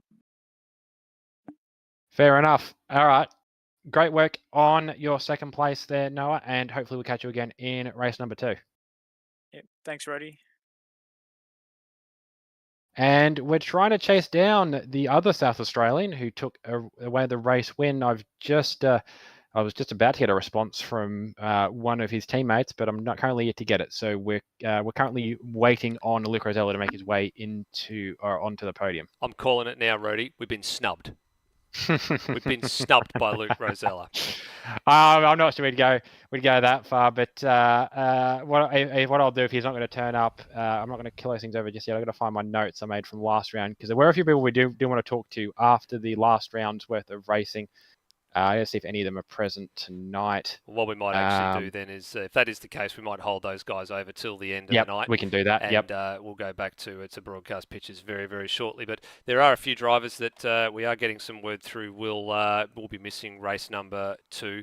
It looks like Steve Burko and Zach Brown are going to miss race number 2. Steve's actually he's got a foot cramp, and I'm not sure what's happening with Zach. Hoping to see whether or not Phil Boak might join us for race number 2 as well. I'm actually looking in the live timing tree here, Rody, and I can't see Luke Rosella in the server at the moment. So he may have potentially either had like an internet disconnect or something going on there. But what we might do is we'll take a short little break, and we'll be back with some live pictures in a handful of minutes' time. So don't go anywhere, everybody. We will see you on the other side of these messages.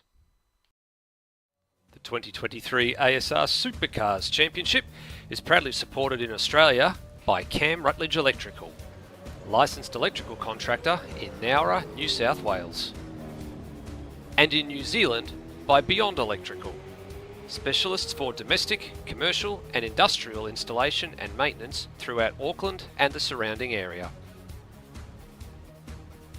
The ASR team would also like to thank PRD Automotive and Daniel Cox Designs for their contributions to the community, both financially and time-wise. Finally, without naming names, the ASR team would like to thank several individuals stepping up in 2023 to help drive the community forward with several initiatives such as social media, web content and other projects. We couldn't do it without you, and thank you for willingly providing your time and creativity this year.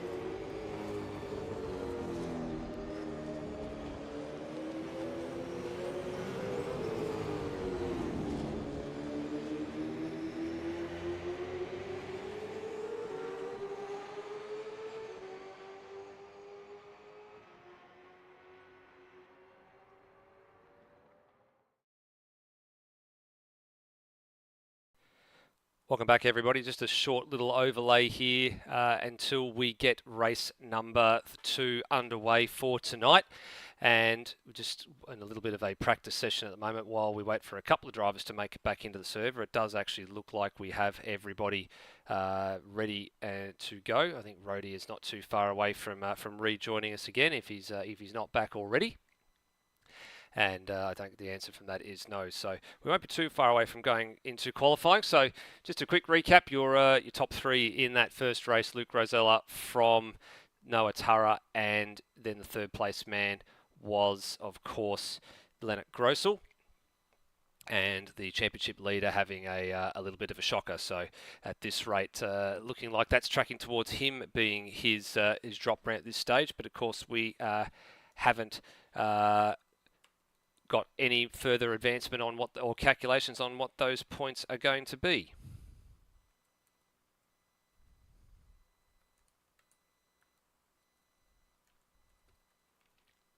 Just getting the word out that there's actually 60 seconds left before we go to qualifying session number 2 for tonight. Gives an opportunity for some of the drivers to redeem themselves a little bit before the night is out. If they qualified poorly, then they have an opportunity to start a bit further up the grid. If they qualified well, they're going to try and qualify well again and do their best to position themselves nicely for race number 2. Just getting a little bit of a look at a couple of things. There was a little bit of a query about the safety car and in race number 1 and how that came about. And there's just a little bit of investigation going on right now as to how that came about. And it looks like there possibly is something that might be with the pit lane and how the cars are pitting. We're hoping it's not the case, but we wouldn't actually be surprised to see if that happens again at this point. So we're about 10 seconds away from heading into qualifying number 2, and 23 cars in the field this time. So Phil Boak joining us for race number 2, and we have unfortunately lost Zach Brown, and as well we've also lost Steve Burko. So there'll be 23 cars for this qualifying session about to come up in the next few moments. It's a bit strange if it is the pit lane that's causing this particular issue with Hidden Valley with the safety car.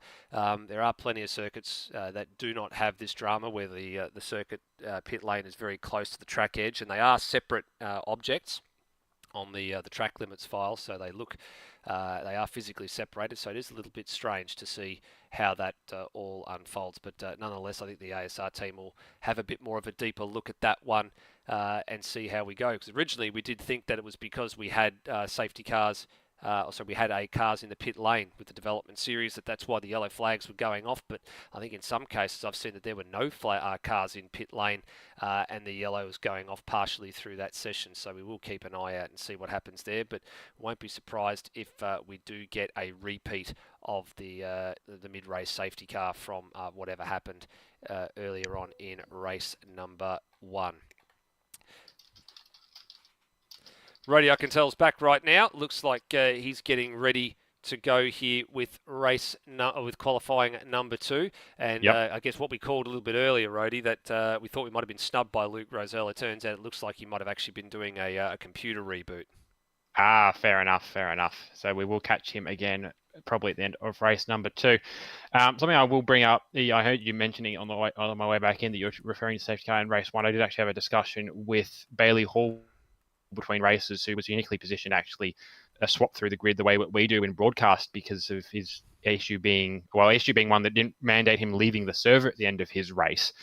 And he couldn't find anything either. So potentially what he's suggested to me, and it could be the case, although it's not the only track that we do this, it could be a possibility that proximity of cars in the pit lane to cars on the racetrack is flagging a safety car. Yeah, we've just been covering that while you've been away, just having a look and seeing what that might have been the reason why, which is a bit strange because we've seen that several of the tracks that we visit have a pit lane that is extremely close to the track edges, like Bathurst for one.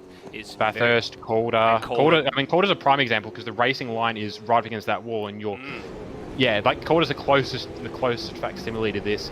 So I don't know, potentially something sort of hardware based rather than the physical of what we're seeing. I I can't attempt to speculate because I'm not on the track development team, so I don't know what I'm talking about.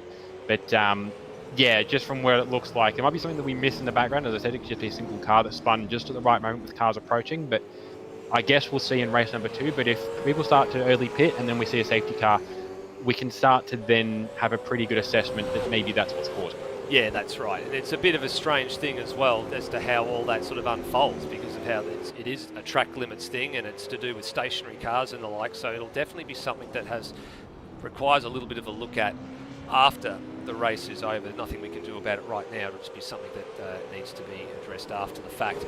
We have got cars now circulating on a hot laps for qualifying 2. The only car not out there at the moment is our third place getter in Leonard Grossel.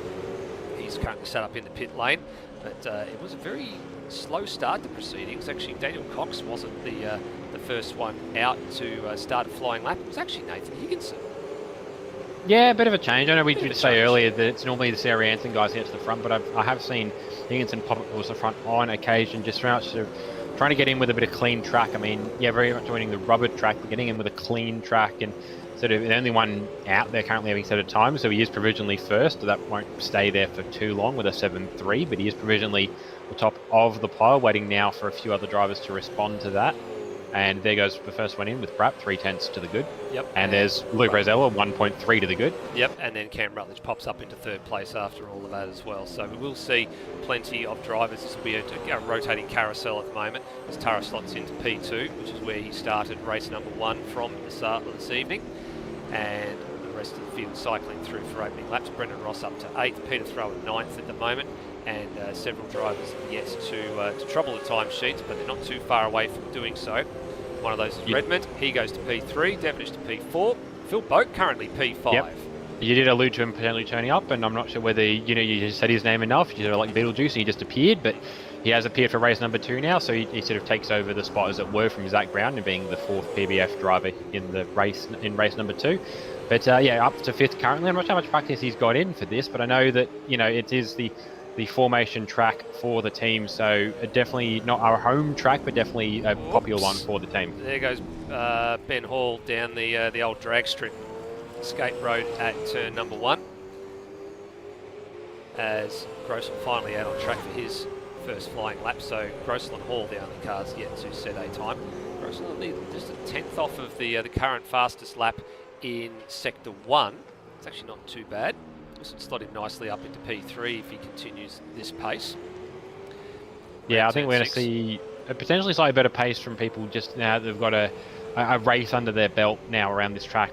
You can turn a lot of practice time in, but the race, you'll have to pick up a little bit extras of pace just by constantly under psychological pressure putting in the time. He's lost a little bit there as well. Yeah, but he's still wide at the very top of the hill.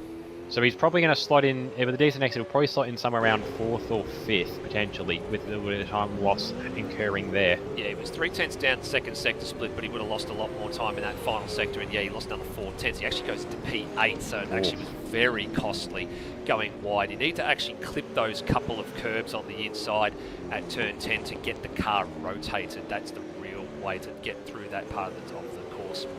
And you have to be spot on with your lines there as well. You can't afford to run wide because it means you're slow heading down the hill into the final corner. You become vulnerable under brakes going into the final corner.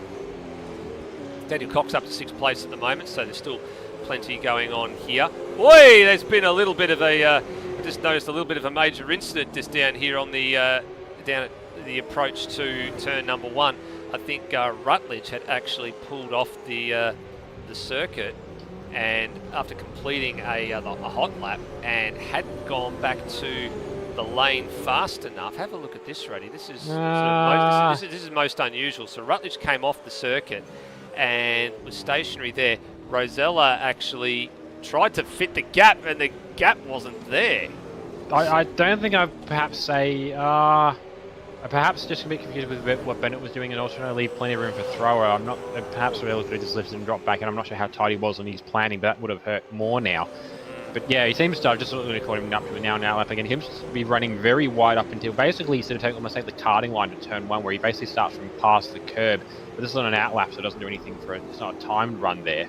But yeah, that was an odd one because Cam was like, he wasn't off the circuit, but he was off the racing line comfortably and still managed to get run into. So yeah, the only way you end up out there is by also being outside the limits. So I'm not sure if there's anything really to go for that one. I mean, well, Rosella came out of the pit lane. That's the bit that confused the living daylights out of me. Is he came out of the pit lane, and he had plenty of time to just slow down and let the cars go through on the racing line before he decided to come back in. And I'm just a bit unsure as to how that materialised. It's almost like a lack of paying attention moment. Yeah, it's like he's done a better job. Like we've seen, I think it was not famously, but like I think Rulo a couple of years ago in his Supercars year here, he did a pretty average job of a rejoin out of pit lane with cars on a fast lap. And we've seen people do it. Ruler's an example. There's plenty of guys that done it in Supercars, but haven't really trying to avoid that. And I don't know, perhaps he would have dived right across the inside, but he saw Bennett right on the inside and thought, I can't quite go there either. I don't know. It's a lot of it would just be where the drivers were mentally at, and we don't really know that 100%. So it was not great looking, but I think that's really as far as it's gonna go. I'm not sure necessarily something to penalise Luke for, and I don't think Cam's done anything wrong there either. Yeah, I don't think so. We'll let that one, I guess, be bygones, and we'll let him go through here as Higginson's on a fast lap here. Let's Ben all know about it, and good job there. As now Higginson just looks like he's about to bottle the lap there. I reckon some compression locking in the rear heading through turn number 1. He's disappointed in his own performance this year, Brody, and I guess rightfully so because he's a competitive soul. But I guess a lot of us have just told him you just need to enjoy the racing a little bit more. Don't try and push too hard like he is right now and ruins the lap. You need to just take a step back from the precipice and just enjoy what you do. You know, I think even Higginson himself feels that maybe he was fast enough for the Supercars being judged to be at the top of the standings in development series last year and the year before, but it's just been a bit of a bridge too far. I think you look at what he's done versus what Lockie Lock on screen has been able to do consistency wise and race pace wise, and it's like chalk and cheese. Yeah, it'll be interesting to do some sort of comparison with where Higginson's at, actually just put him in the car and compare him on a race setting to someone like, we're actually seeing how he's at with Brapp in Supercars, but comparing to where he's at with Brapp and Aiden Williams and some of the guys at the front of Dev Series this year.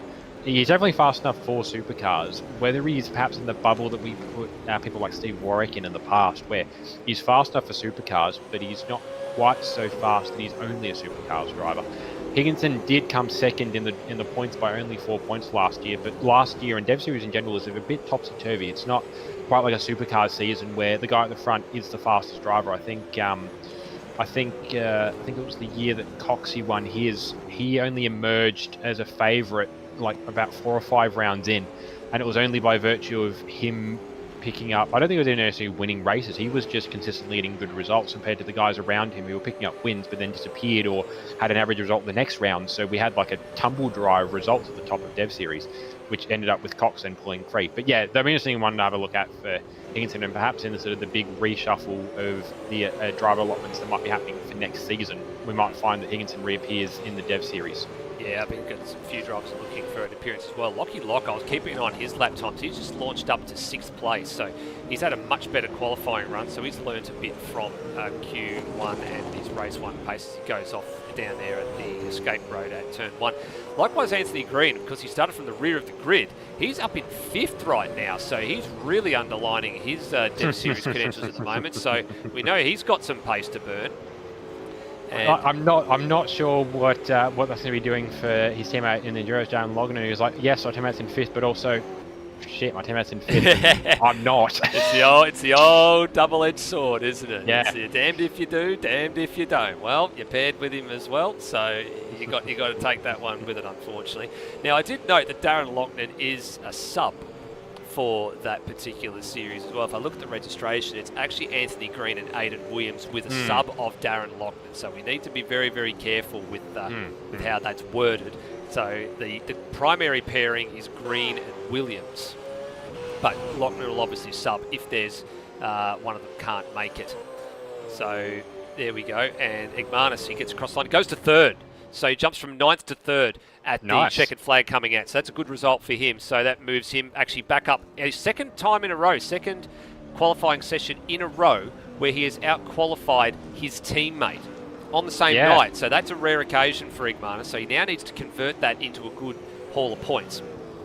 Jesse Bennett in the Castrol entry. He's only a second off of pole. He's done a 6.9, which is faster than his development series qualifying lap. So that's a really good showing from him. He's got to be very proud of himself for that. He's finally broken into the sixes, and he's 1.1 seconds off of the pole, and in a very tight field as well, we should say. Yes. As Rosell has dipped into the fives again, 5.8 this time. Noah Tara a 6.0, and then there was 3/10 back to Egmanis, and then another 10th back to Will Devonish. And then Redmond and Green will be on the third row of the grid with Locke and Ross, and then Grossel and Phil Boak up inside the top 10, having not had much practice, so good result for Phil Boak there as well. With Foley down in 15th, that's the big one there, and Steve Warwick, who qualified a bit further up the field last time, in 17th, and a couple of drivers toward the back end of the field, Higginson, Ben Hall, Hayden Cuppett. Actually, 1.5 seconds on the field spread, Rody, is actually not too bad. And then you start to really fine-tune and start to look at everything on the list, and you see there's, again, 6 or 7 cars that are within 2/10 of each other from 11th all the way back down to 18th. You can cover a couple more with another 10th, all the way down to 21st. So there is a very, very tight field. A lot of drivers have found it very, very difficult just to get that extra 10th. They push too hard, it bites them. They don't push enough, they lose time. It's a knife edge with a lot of these drivers are treading at the moment. Yeah, some really tight gaps. The exceptions are right at the top of the field. Rosella clear by 2/10, and Noah Tara then clear by another 2, nearly 3/10 over Egmanis. But there's some of the tight gaps. I was looking down the back end of the field. The gap between teammates in Bailey Hall and Pete Thrower was 1/1000th. So there is absolutely nothing in it around here. And it's just about finding that time. As I mentioned, with the pace we saw from the Pixel cars, particularly Ross in race 1, qualifying isn't the be all and the end all. If you have good race pace, you can save qualifying. And I say that it's going to be more of a thing for Steve Rourke to think about in race number 2, because he starts outside the top 10. He's comfortably outside the top 10 for this race start. And we saw his pace in race number 1. So he could be up there in the top 10 or the top 5. He's just going to get there first. And the interesting thing as well will be whether the drivers, I know that potentially now beyond as an organisation are thinking about it, because Bailey Hall was thinking about it with what I mentioned earlier with the safety car, whether you very much kind of plan. You can't really plan around it, but it's almost like the F1 races that Lewis runs on occasion, where regardless of how we drive, there will be at least one safety car between a set period of the race. And it kind of almost is. It's not quite a comp caution, but we're almost got a comp caution if the safety car behaves the way we think it might for race number 2. Yeah, well, if that's the way that it happens to be, then that's the way that it happens to be. It'll just be one of those things that we'll have to keep an eye out for it and see how all that unfolds. We've got cars leaving the lane here at the moment. Again, practice starts, and there'll be some general hot laps, I think, happening here. Looks like Bailey Hall's heading the crew out of the lane at the moment. There'll be a slightly different starting time for race number 2, so it'll look a little bit darker. The shadows will look a little bit longer. First race was actually 2 p.m. on the slate game time. Second race will be 4 p.m. So it's akin to what we had in the development series. We had a race at 2, we had a race at 3, and we had a race at 4 p.m. in game time. Absolutely, yeah. So just I suppose it's sort of, they haven't really ever done a night race at Darwin, but it's just a strategy, as I mentioned, with it already being a very hot place. You don't want to run something in the middle of the day, which is why the main race waits till 2. But also, push it to 4. It gets a little bit cooler. Obviously, you also didn't run in the sun, but by that point, the sun started to peel away, and it just makes it a little bit nicer to play off. And it'll be something different also to run just that little bit later. And potentially, if it's a little bit cool, we might find a little bit better tyre life for some of the drivers as well, which they'll very much appreciate. It'll give something a little bit different, because I've had a bit of a look at how the track looks, and in some cases when you're on board with certain cars, like the track actually looks a little bit washed out when you're heading down into turn number 1, for example. I think we've actually got Steve Warwick coming around the final corner at the moment, and you see here, you come around the final corner and look at the colour of the track. It is a very, very pale grey, and that's just because of where the sunlight is actually striking the circuit.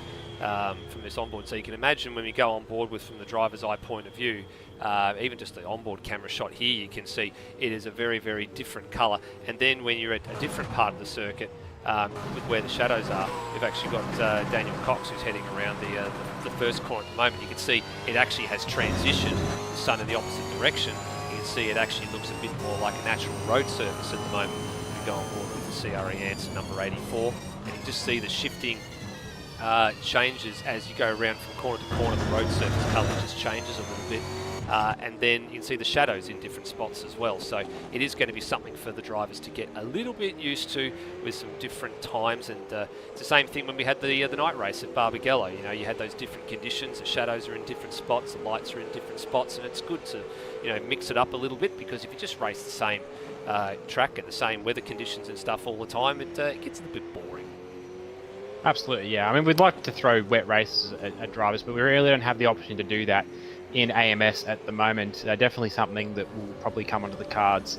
Well, we need to actually develop a wet tyre for as well. Definitely come onto the cards when we make the move across to RF2 for supercars. And I imagine something that will perhaps be looked at, maybe not this season at GT3, but definitely into the next year as well. Yeah, something that's definitely going to be looked at as drivers. Oh, we've actually got a wheel on the front straight. Someone's lost a wheel. Wondering if that's Bailey Hall that might have lost a wheel there. Let's go and see if we can have a look on the old ASR replay here and see what's happening. Nope, that wheel was on the front straight. I can see it here. That wheel was on the front straight well and truly before these guys all arrived on the scene. And I think, Brody, you're going to be frantically trying to work out who's lost the wheel. I'm actually currently frantically trying to get back into the game. Oh, there we go. All right. Well, I heard that we're going night race, and I thought I had a couple of frame drops in that last one, so if I knock graphics off a little bit, that'll be all right. No, but we're not going night racing, Rody. You can rest. No, we're not going night racing, but I was already having a couple of frame drops, so I thought, yeah, we'll knock a little bit of detail out of it just to make it a little bit nicer. And couldn't find I could find the server, it just wouldn't connect to the server. So hoping the AMS doesn't do my standard thing and taking 5 minutes to load, because I've only got a minute and a bit until we start racing. Yeah, no, we haven't got too long until we start racing, as only about 45 seconds or so left on the clock here in the open practice and warm-up session. So looking ahead, while we have a little bit of time to do so, race 19, the championship, is going to be the second race for the night. And then we've got the 3 races, including the 2 grid races and the 400k Enduro, coming up on September 9th and 10th for the first round of the Enduro Cup. And then after that is 3 rounds at Symmons Plains Raceway, or 3 races at Symmons Plains Raceway, which is part of the regular season. That's a non-Enduro event. That's back to standard racing and standard race formats. And then following that, we're off to, that's on September 29th, by the way, we're off to Mount Panorama for the 500 on October 14th and 15th, with the shootout at the 500k Enduro. Then November 4th and 5th, Pukekohe for the 2 250k Enduros, and then December the 1st rounds out the season in Adelaide with a similar format to tonight, 2 races, but they are 90k's long, and there is the progressive grid format for race 2 as well. And there are still 3 rounds where the hard tyre is in play, and it's the 3 final rounds on the calendar. So Bathurst, Pukekohe and Adelaide, all hard tyres. And then Hidden Valley tonight, Sandown and Symmons Plains, all open tyre rounds. So that's how the season looks, and that's actually going to be the same for the development series as well. They're going to have exactly the same tyre combinations, exactly the same circuits, just not exactly the same dates. They're going to be slightly different compared to the main game series. So here we go. We're getting ready for race number 2 tonight, race 19 of the championship season. 23 drivers for this one, with Rosella off of pole position again. And slightly different starting time with a 4 p.m. Start time here. And I guess while we're getting ready to get the drivers onto the grid, I just want to take a short thank you moment not only just to the admins that put the track together, but we also want to pay homage to the team at Live Races as well, because this officially is the last round of ASR where we are able to use Live Races for the live timing. So asrleague.liveraces.com will be no more as of Monday, the 28th of August, and that's for everybody. There'll be no more live timing there at all. They're shutting up shop. So we just want to say thank you very much for all the service they've given us for the last 5 years. Service we've been happy to pay for, and it'll be something that I'm sure a number of the drivers will miss going to over the balance of the season.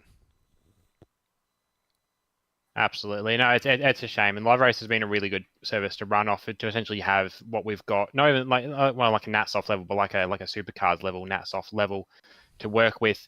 And actually, I think I've just been saved by Berkey. I did just get into the game. Actually, but, we've just lost Berkey, so we have done we have had to restart the warm-up just to let Berkey back in. Yes, they have. They have done a short restart. You rightfully pointed that out, Rhodey. There was a little bit of a short delay now because one last-minute crash for Phil Boak. So that's one of the things that we've been quite good at here, is just gauging that as it happens, and if there's a time to do so, which of course there is these days, we're able to allow that to happen. So he'll get back in, and off we go again. And then just seeing in the live chat, while she's asking about Taupo for next year. Yeah, well, that's the big news coming out of the Supercars world in real life this year, isn't it? That they've finally secured the replacement for Pukekohe, and it is going to be Taupo. I know there's an Assetto Corsa version of the game. Of the track. I haven't seen one for RF2. I've definitely not seen one for AMS. It's going to be something that I think a lot of people are going to be sought after. We just don't know at this stage. I mean, we've done a number of things in real life. When we didn't have a bend, we didn't have it on the Supercars calendar. We didn't move heaven and earth to do it. We just found a substitute for it. So that'll probably be what that happens to be, I guess, at some point in the near future. We'll have to just see how we go. I mean, the other thing to throw up as well for next year is that just because Pukekohe leaves the calendar IRL, doesn't mean that we have to get rid of it. And we could very much do something similar to what we've done years past, where we don't just have the one Kiwi round, we have two Kiwi rounds, and we go to Pookie and a Taupo if we have a Taupo on hand. Yeah, well, it's no strange to before. We've done a round at Hamilton and we've done a round at Pukekohe in the same year. It's not insurmountable. It's definitely something that potentially could be on the cards if it happened to be on the cards. But I guess the important thing I want to say to everybody out there is next year is next year's problem. Mm-hmm. All right, we finish on the Supercars finishes on December the 1st. I know there's a GT round or two in RF2 after that. And we need to very seriously consider what we are doing next year, but we're not going to be deciding that tonight or in the next couple of months. That is definitely going to be something that happens in the off-season and is off-season chatter. There's already, I guess, some moves afoot. There's things we've been talking about, Gen 3 and a bunch of other things as well about how all that is going to come to be, but a lot of those decisions just haven't been made yet. It's something that's the furthest from a lot of people's minds. Absolutely, yeah. So, with Enduro's RF2 GT3 and the new social series popping up in the next month or so, that's the priority right now. Yes, that is. It is a very busy time in ASR. There's a lot of things being punched out, and I guess to help buy some time for the back end of the season, most importantly. Mm-hmm. All right. Absolutely. Waiting for race number 2 of tonight's proceedings to start. Looks like we have everybody on the grid finally and ready to go. Luke Rosella, one of the last ones to come to the grid. Phil Boak and Jesse Bennett, I think the last two. Just waiting on Phil Boak to slot into position 10 on the grid there. And if I look to the countdown timer, he has just made it in time. And it's off to you, Rhodey, for race 2's grid. Yep, I won't palm this one off to you this time. Starting from pole is Luke Rosella for the Real Holm Pixel Racing team. Every race for him so far has been a win and a pole position start, and he continues it again in race number 2 tonight. Starting alongside him, as in race 1, is Noah Tara, the lead CRE driver for Amped Up Racing. He's had a really strong night. Not quite maybe the pace to get for the win, but the way these races are going, definitely still an opportunity for him. Third is Curtis Ekmanis, aka Termo, for CRE Engineering, running one of their Indigenous liveries, with Will Devonish in the sister CRE Race Engineering Indigenous car in 4th place. They're having a good run as well, based off of qualifying. 5th is Tim Redmond, the lead Kiwi in the Huni Kiwi, with Anthony Green, the other Beyond Racing driver on that line of the grid, starting from 6th, filling in for Cheese. 7th is Lockie Lock, more akin to where we used to seeing him in 7th, with Brennan Ross in 8th, the second of the real Pixel Colin Commodores.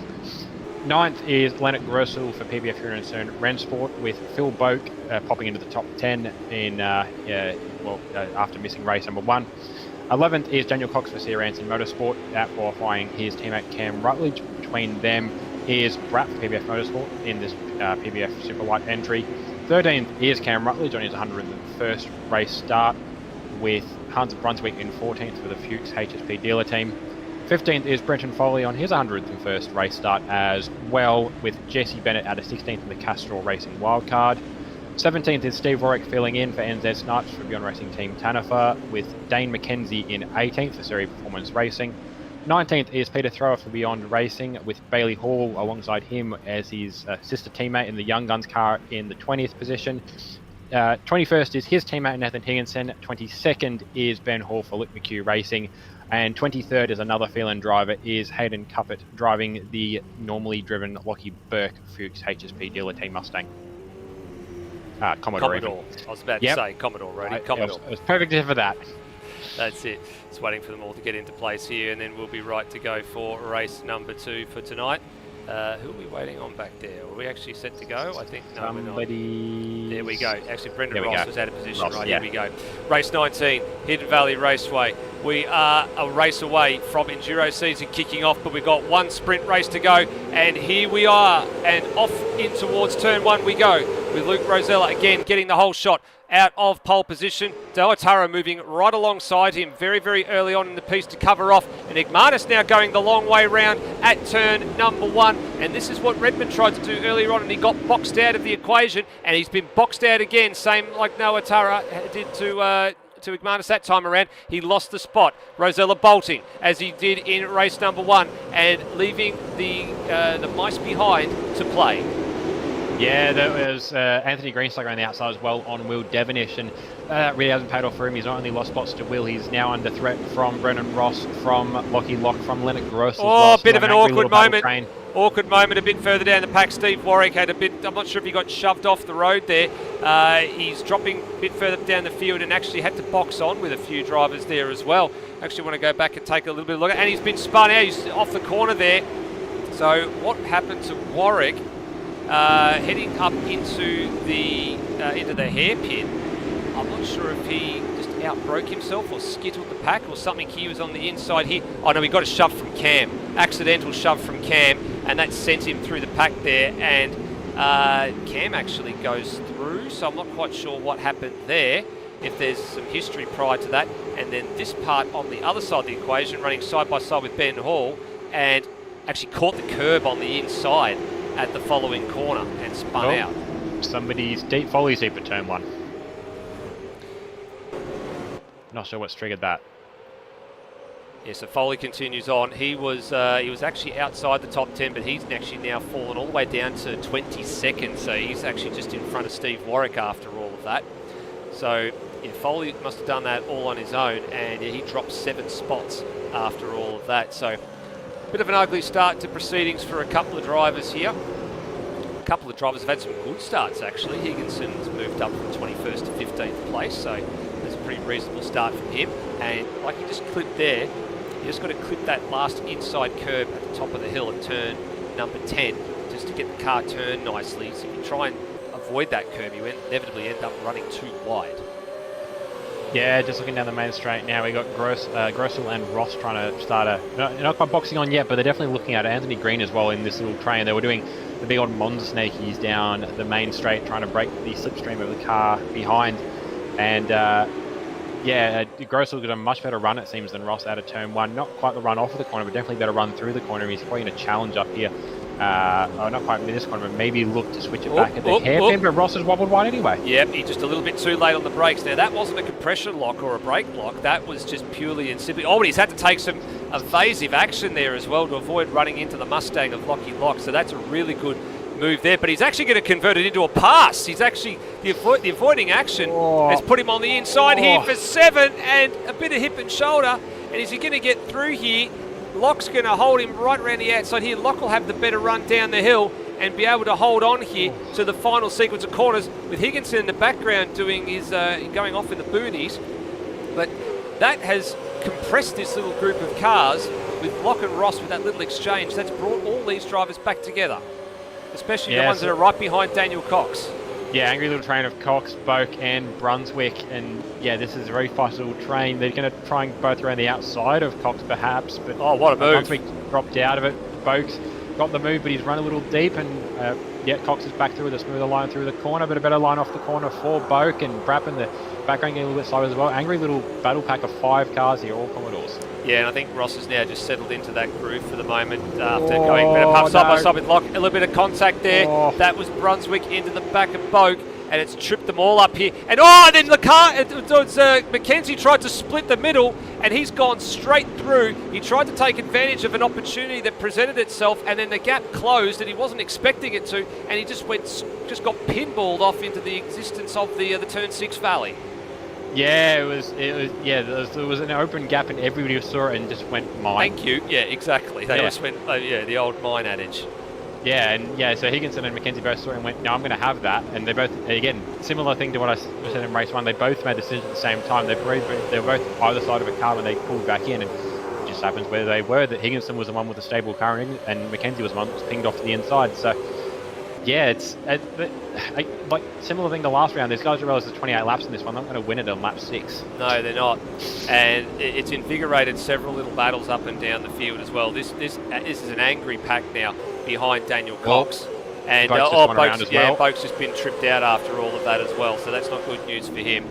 And then Green is now being harassed by Locke, who's actually had a really good turn of pace in this second half of the night, and is actually holding off Brendan Ross at the moment quite comfortably. He's got a nice little air margin there as well, and then Brapp behind Ross as well. So this is a good little train of cars, 7th, 8th, 9th, and then if you count Brapp, that's 10. And then you go all the way back to the next car in the queue, which is actually Nathan Higginson, who's in 11th. He's actually now managed to get himself ahead of Daniel Cox somehow. And Cox is now holding off the advances of Brunswick. So for Higginson, this is it's uncharted territory for him in Supercars. I don't think he's been this high up the order for a while. He's going to have quite a tall order to hold off these faster cars at the moment. As we keep saying, just got to drive it nice and sensibly. I mean, I wouldn't be surprised perhaps if Higginson's managed to sneak through just by virtue of being Higginson, in that, well, like Cox was racing against Boak, he was racing against Brunswick, he was racing, there was Mackenzie tied in that as well. Guys that normally would be running ahead of Cox's has a slight lose there and loses a bunch of spots in the process. Cox is going to defend against the guys that he probably feels are a threat. Higginson isn't usually a threat to Cox on pace, so perhaps he just managed to slip through. Yeah, well, Cox has got to defend from Higginson's teammate here, Bailey Hall, who's not quite close enough to have a little bit of a go there at the hairpin.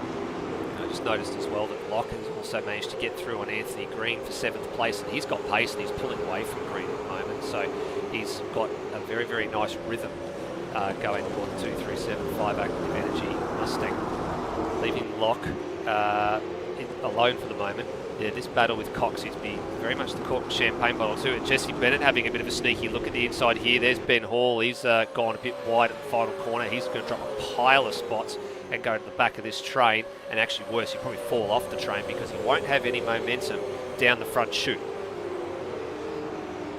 Yeah, and it's an interesting thing. We can afford to have a little bit of a loss at the front. It's almost like a I forget the word, peloton.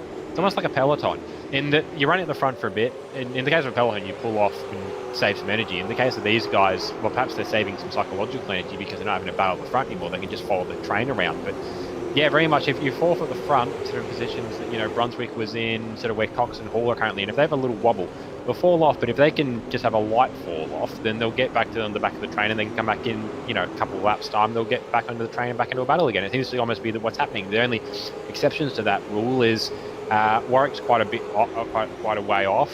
Foley's actually off the back of the train. I think he's out the slipstream range as well back there, but he has got pace, we know that.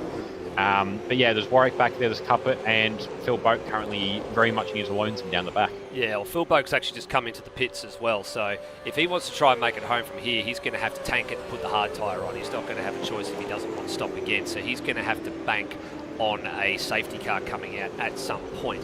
Now, he's the only car in pit lane at the moment, and I haven't seen the yellows tripped for a full course caution. So if there is going to be one, so we're watching Cox being assaulted here by, actually I'm watching on another screen, sorry. Cox is actually being assaulted by Bailey Hall at turn number 1 in the figurative sense, not the literal sense.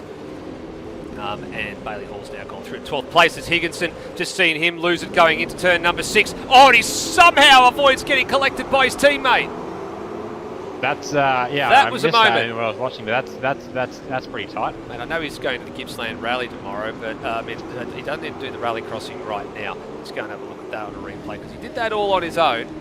And then have a look at his teammate who turns up on the scene of the incident and narrowly avoids him. So he was all right here, and then braking when he had his wheels on the curb. That's a no-no. And then look at this, just whoops, got to get out of the way real fast. Yeah, quick reaction times there for Bailey Hall to avoid that, and it was, I think, very much sort of the seas parted. Well, the sea in this case was only one car. The sea parted for him, and just got out the way just in time. But that was very tight.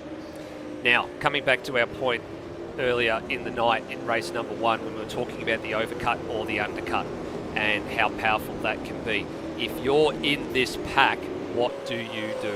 This is where you've got to start to earn your money. You've got to start to think on your feet. You've got to think about, am I being held up here? Have I got pace to burn but I can't get past somebody? Do I pit at the earliest possible opportunity? As Cox makes a mistake down there at turn 5, and he's going to cough that spot back up to Hall, but try and hold on to it as Brunswick looks down the inside of Bennett, who gives him some room. You've got to think about, if you've got pace to burn, do I come in, affect the undercut, and then get out, but then I do not have anything to fight with at the end? It's all about timing. You know, you don't want to go too early, but you also can't afford to react too late.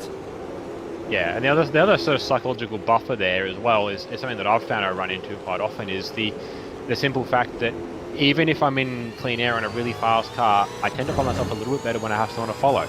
So I sort of get, I at least, and I think some others probably get to that problem where you stay out a little longer than you probably perhaps should, because you're just better with somebody, you're better with a carrot to chase. And even though you know you're faster in clean air, you can't physically get to that speed because there's less motivation to do so, because there's nobody to directly chase. Yeah, that's right. But some people prefer to have the carrot in front of them, right? You know, if you look back to the old, I mean, you and I will know this adage, a few other drivers in this chat as well. The old ARW days, and Sam Smith is probably watching along. Hello, Sam, if you are watching. He was a sucker for a carrot. He always loved to have someone in front of him to chase, but the minute he got to the front, it's the complete opposite. Like, he had no pace. If he had somebody to chase, he was hand over fist the quickest guy there was. He just had, there was that incentive that people needed to do something. But when there's no incentive and you've got nothing out in front of you, it's about getting in that mindset of how do you just keep punching out the laps, lap after lap after lap after lap. Exactly, yeah.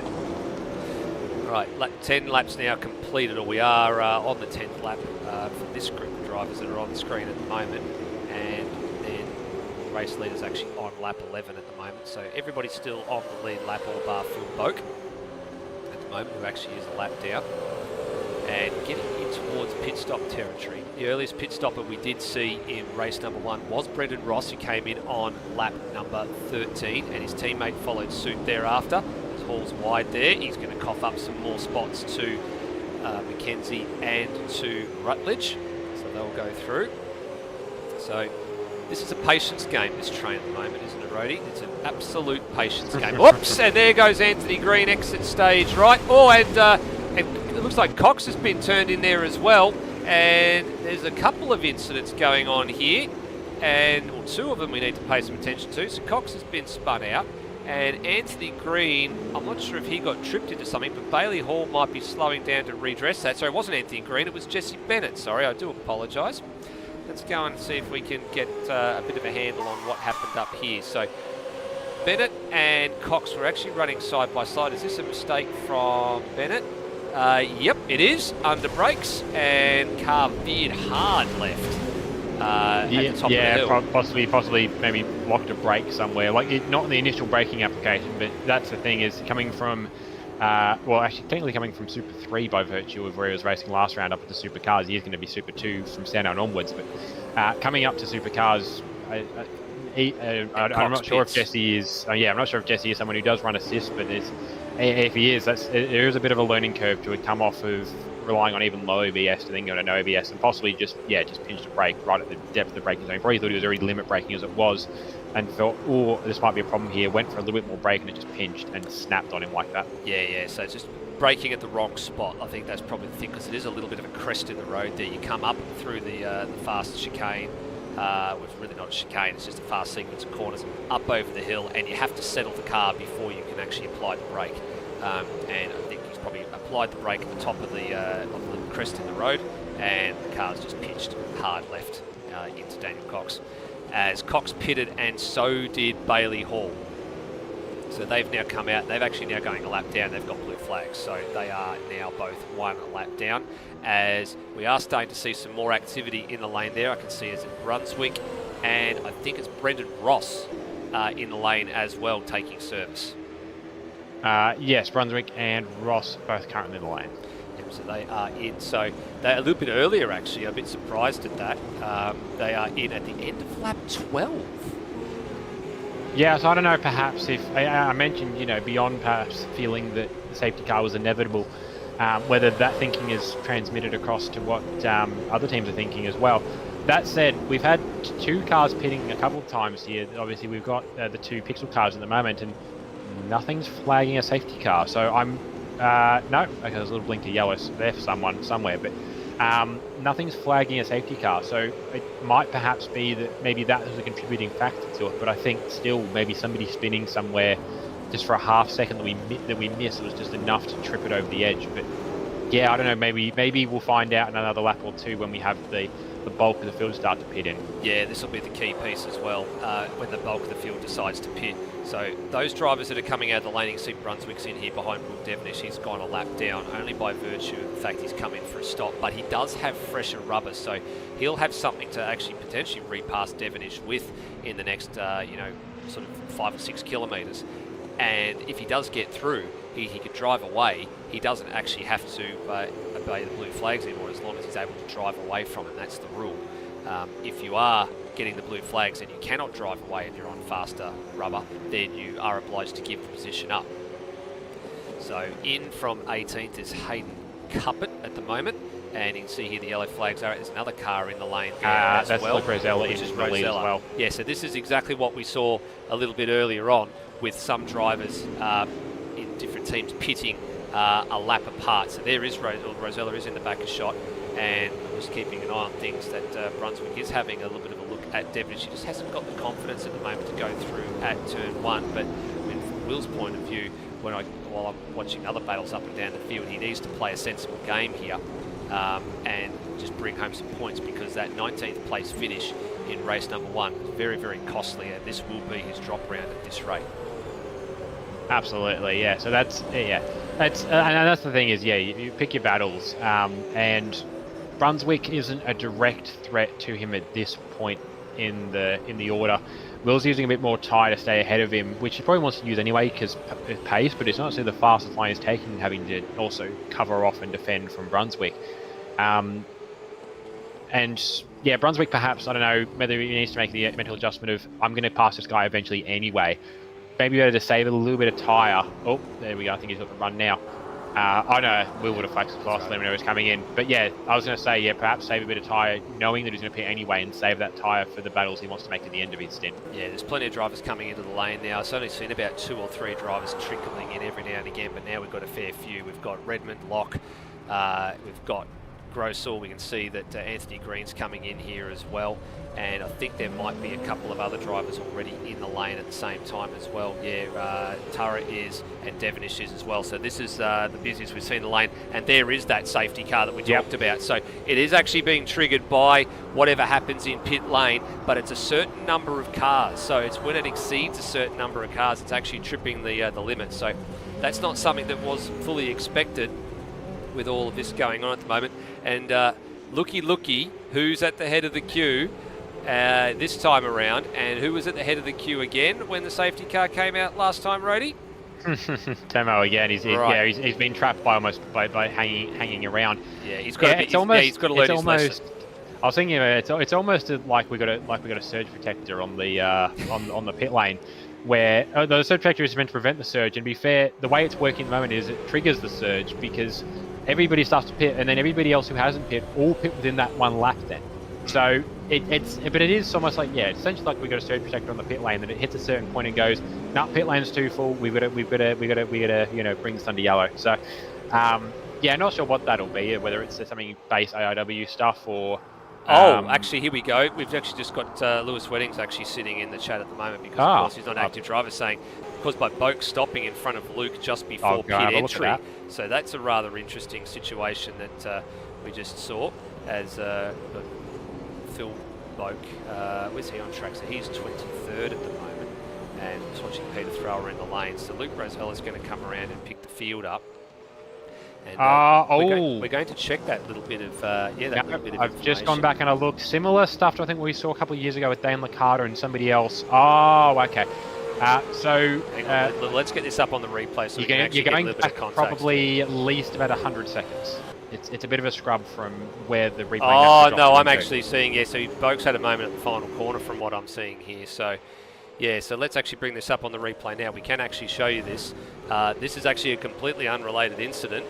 There's a Boak coming through the final sequence of corners. Luke Rosell is directly behind Phil Boak on the track here. And I think what you're about to see is Boak having a moment at the final corner. And what's he done then? Oh, he checked up and then got hit. So I'm wondering whether, I'm not sure if he was coming into pit lane or what was going on there. No, so what's happened is Hall in front hit the brakes to get into pit lane. Two cars in front. Warwick in front of him and behind Hall has lifted off the throttle. He's like Boak's gained on him down the straight. So Boak's seen, okay, the field's slowing. I want to follow them in. I'm going to slow. Whereas Rosello, who's already pitted, is going around and he's right behind Boak when the decision's made. So, yeah, the race leader's been caught out. So yeah, that's potentially what was triggered in this case then, because that would make sense because he was sideways right on the racing line.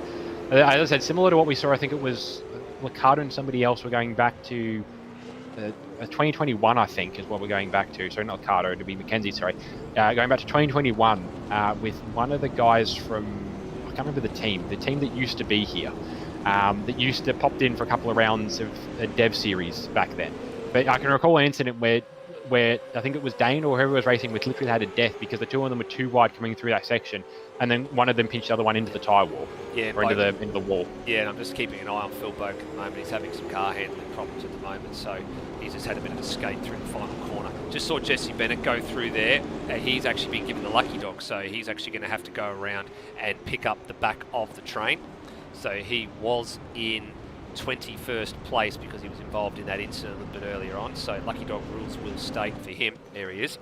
Lucky Dog rules state that he has to go around and catch the back of the train before he can enter pit lane. And then if he does need to come in for a stop, then he'll come in after that. So what does he do? Let's see if he's obliging the rules. And the answer is yes. Yeah, that's good. I think it's sort of coming to people's attention a little bit. In that, amongst other things, I think it was, I forget who it was, one of the wild cars come in for last round who actually fell afoul of that rule and actually did the honourable thing and admitted to it in an incident report. Yes. I can't remember who it was. I know it was one of the films. I forget his name exactly, but yeah, that will have brought it to the front of attention for the drivers. I'm just looking. They're starting to check the train up now. The only drivers who are going to be a lap down on this restart are Bailey Hall, who's missed out, and then Boak as well. Yeah. Yeah, that's right. So yeah, Bailey Hall and Phil Boak are the only two that are going to be a lap down after all of this. And I can see here Higginson's actually peeling off and coming into the lane as well. So he's actually going to drop behind Cuppet. And I dare say he'll drop behind Jesse Bennett as well because Jesse's coming through the final sequence of corners now. So Higginson's actually smart choice from Higginson, going for a fresh set of boots. As you said, Roddy, earlier in the night, nothing to lose if you're down the back of the field and you've already stopped a couple of laps earlier. Nothing wrong with coming in and taking an extra set of tyres. Yeah, and with sort of where he's at, sort of towards the back of the train, yeah, absolutely worth doing. I think he has in the end lost this. I saw the train, he's lost the spot to Jesse and catching up to the back of the train as well. But he is going to have marginally fresher tyres, and if he's got the fuel that enough fuel they only need for the next 8 laps, he could be. Walshy, just know the chat note it was Nathan. Thank you, Walshy. That's who I was thinking of. For Higginson, if he's got 8 laps of fuel on board, and he's got the tyres for it, he can go into some qualifying runs, and we saw some decent pace from him at the start of the race. If he can do that again, he might set himself up quite well, especially with how restart goes. He might also pick up a spot, he might be in a good spot being back off the queue as we're about to go racing again, just simply by being far enough back to predict and avoid incidents as they happen in front of him. Yeah, you're right. So I've just been having a bit of a look just prior to the restart to see how much damage Luke Rosella is carrying aboard that number 88 machine, and he's got a straight steering wheel, so that's the important piece. I was sort of looking at it going, is that damage going to hamper him between now and the end of the race? It doesn't look like that will be the case. He's got the field nicely lined up here and controlled under the safety car. Noah Turren behind him, then Devonish, and then Igmanis actually hasn't lost out too badly this time around as a result of that safety car. He's not got a lot of work to do. As we get back to green flag here with 9 laps remaining in this race with a sprint to the finish over the course of the next 9 laps, and already Rosella tries to bolt away from the field. Actually a pretty good restart for the whole entire field. Nobody looked like they were terribly asleep at the wheel or anything there, and Bailey Hall and Phil Boak doing the right thing there, getting out of the way of the rest of the field as they all get into turn 1 safely. Yeah, sorry, someone a little off in the background. It might have been Steve Burko spraying a little wider. No, he's not in this race. I saw a green car. Yeah. Good little race now happening actually between Leonard Grossel and Curtis Igmanis over 5th and 6th. Grossel trying to be the thorn in the side of CRE Engineering tonight in big battles with Will, obviously, and also now Termo. So Termo is actually lost out to Tim Redmond at the restart there. Redmond's gone up into 4th place. And Igmanis back to 5th, and then he's going to have a very, very hard charging Leonard Grossel behind him, 6th place at the moment, with good pace to burn and plenty of time on the clock. Locke's having a good run in 7th. He's managed to hold off Brendan Ross for most of the race since he got past him.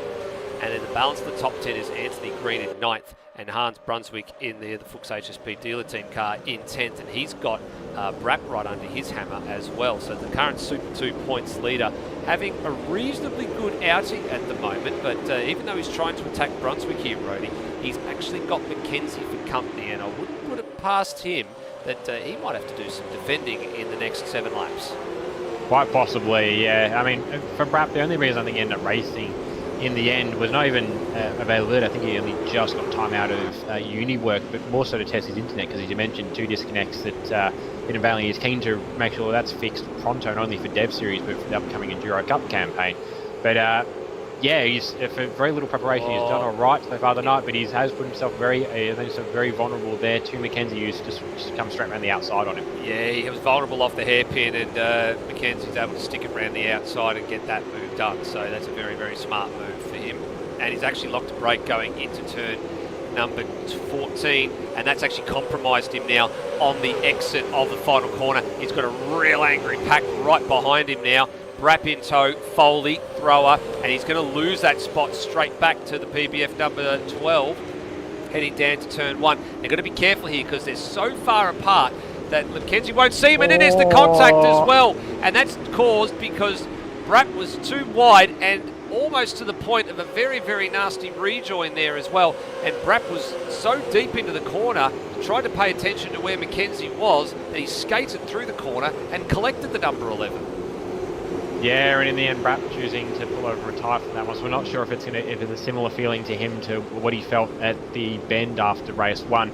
But it wasn't necessarily anything bad. I think it was a bit clumsy, just not quite seeing each other until the contact itself, and did end up having a little bit of a wheel hop. But that's unfortunate. Yeah, that's a bit unfortunate for him, and that's akin to what happened at the bend, isn't it, as well? He had a really awkward moment and just elected to say, well, I've sort of done something a bit wrong here. I'd rather just pull out of the race and not worry about it.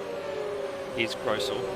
He's on the rear boot lid of Igmanis here, looking pretty racy, dancing around the mirrors, looking down the inside here. Hasn't quite got the overlap. Can he worry Igmanis out of the position? The answer to that question is no, and he'll have to press on for a little bit longer. But the longer he stays behind Igmanis here, he's not going to have another shot at the podium.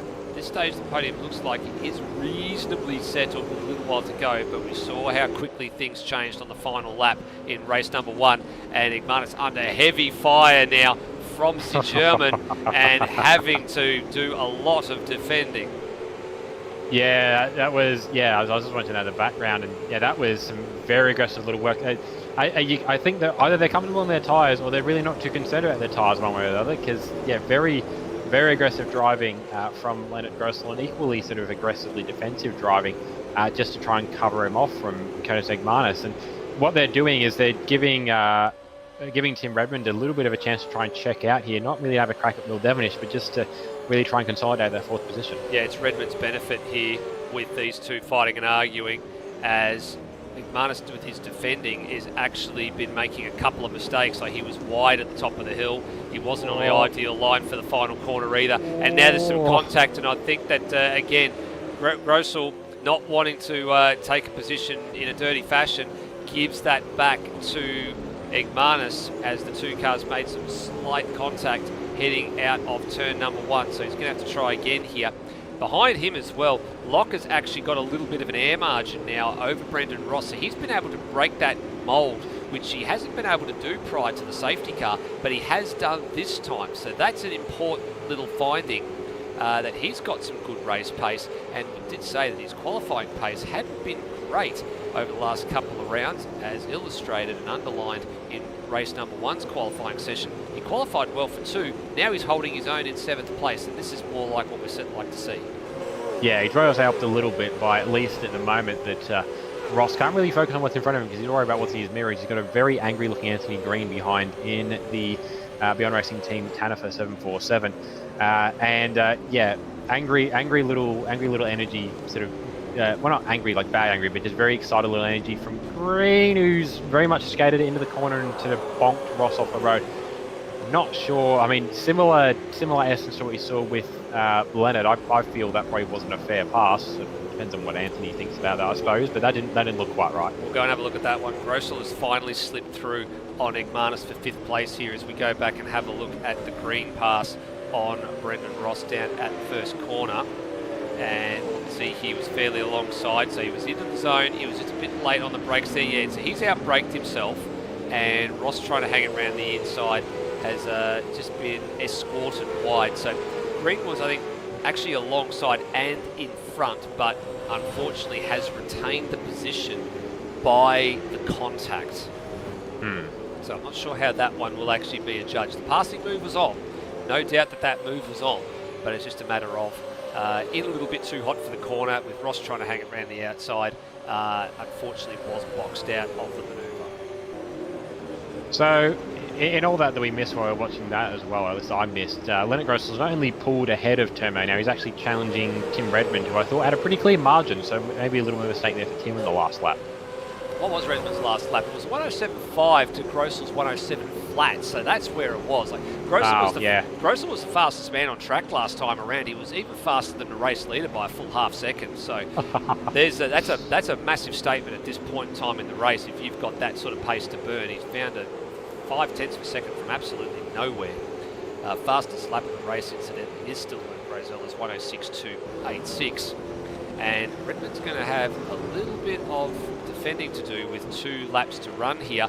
Now you're going to start to think about it. You've got to get this run off the corner. This is where Grossel's been strong. Off the final corner, getting it turned nicely, using the apex on the outside, on the inside and on the outside, and getting a nice run down here. And Redmond knows the game. He's done this so many times before. He knows you just got to drive it down the inside and make him go the long way, and then he can hold the line through here. So there's nothing wrong with it, provided you pick your line and you stay to it. And he's done a good job of that, but he's got to do it one more time at this part of the course, next lap round. What does he do for the rest of the lap, though? That's the real question. Yeah, I was looking at the timing tree as well. Something that we missed and all that as well is Devonish actually getting past Taro. He's doing it now. Was pretty he's just done done it. Yeah, so he's literally he was pretty just comfortably done ahead, but he's just done it. But it's definitely not locked in yet. Taro's still got a little bit of pace, and Will's lighting up the rears off the corner. It's a much better run now. But yeah, Taro was also one I thought was pretty comfortably in second. But late turn of pace for Will Devonish as well. Yeah, no, you're not wrong there. So he has definitely got a little bit of a late turn of pace, but I don't know if that's just Tara with a setup that's gone the wrong direction since the safety car came in, whether he's made an adjustment that he hasn't quite smartened the car up or whatnot. But no, Devonish back to second place here as well. So, I mean, in terms of championship big picture thinking, it doesn't make too huge of a difference as the white flag is out for the last lap of the race. And here's Redmond again having to do the defensive act down the front straight. And Grossel's closer this time. He's actually fully alongside this time, heading into turn one. And if you take a ballsy effort to go the long way around here and two partners to tango, and can he hold there? He's got his nose in there, so Redmond's got to give him the room. And Grossel's going to be through here at 5 at this rate, but what about 6? I can see the rear doing a lot of angry walking around across the road. There is nothing in it between these two, fighting for the first step off the podium. Actually, all this battling has brought Tomo back into this as well, and Lockie Locke's in the back of picture in case something goes wrong. He got the job done. So well done to Leonard Grossel. That's a ballsy move around the outside at turn number 1. So we pick up our race leader with a couple of corners to go. It hasn't been a dominant win, I would say. It opened the margin very, very smartly since the safety car came out, and he'll make it another win in a row here. So he'll be 7 on the trot since he rejoined the series at the Bend a couple of rounds ago. And a very, very handsome victory for Luke Rosella here and for the Real Holden Pixel Racing team, and he gets that job done. Following behind him, Luke Rosella is, of course, Will Devonish, and then Noah Tara home in third. Just noticed there is Rosella very quick to exit the track as well. I'm not sure what's happened there, but he has indeed exited the circuit very, very hastily. With Grossel home in 4th, he managed to outlast Redmond for 5th, and then Igmanis for 6th, so much better showing this time from the CRE teammates. They've split the honours there. With Locke in 7th, Brunswick 8th, Ross 9th. They've also exited back to the garage post-haste, so I'm not sure what's happening there. Then Anthony Green home for the Kiwis in 10th. Yeah, I don't know, perhaps a bit of an urgent team debrief for the Pixel guys. I don't know. They look like they had a pretty good night overall. I don't know, maybe they've got themselves a Barry Ryan who's currently blowing up the radio. I don't know. Cam Rutledge came home in 11th after all of that. He was actually right on Green's hammer right till the end. There's only 0.6 of a second away from a top 10 finish on a milestone weekend for him. And Sarah Anson, motorsport entry, and actually out races his teammate as well. Foley in 12th from Mackenzie and Cox. Peter Thrower and Steve Warwick 15th and 16th, and then the balance of the field's Ben Hall with Hayden Cuppett, Jesse Bennett, Bailey Hall, the last finishes, with Higginson out 3 laps from home. So we didn't see that, unfortunately, but he was out 3 laps from home. And then Phil Boak only made it to lap 21, and Brapp also to lap 21 after his little issue as well. Yeah, so I'm not sure what happened to Boki. We saw Brapp jump out. I'm not sure what happened with Boki, and I'm just going to quickly see before we tick over if I can perhaps find here, because he wasn't far off the end of the race. And he didn't also make it. He was actually having a good run when we last saw him. No, he was having a fairly reasonable run, I would say, after all of that. So we're going to wait to get our top 3 up here for a little quick interview, and I guess, Rody, that closes out the main half of the season. The real season is about to begin, isn't it? Endurance season. I mean, it depends on how you view your supercars driving as to whether you think it should be an endurance setup or whether you feel it should be a sprint racing thing. I know there's opinions either way around the picture. I just went back to find it. Oh, Higgins. Oh, Jesus. Higgins. Okay. I found Evan Higginson. He managed to get over a couple of walls. So I think he's rolled it off a wall. He ended up on the infield on the run into the final sector, and then has crossed and next corner. He's then wobbled the other way and found the other wall and ended up basically on the drag strip. So I don't know what's happened there, but I imagine that's probably why he's retired the car, because he's found he's accidentally left helium in the shocks, which is why the car started flying.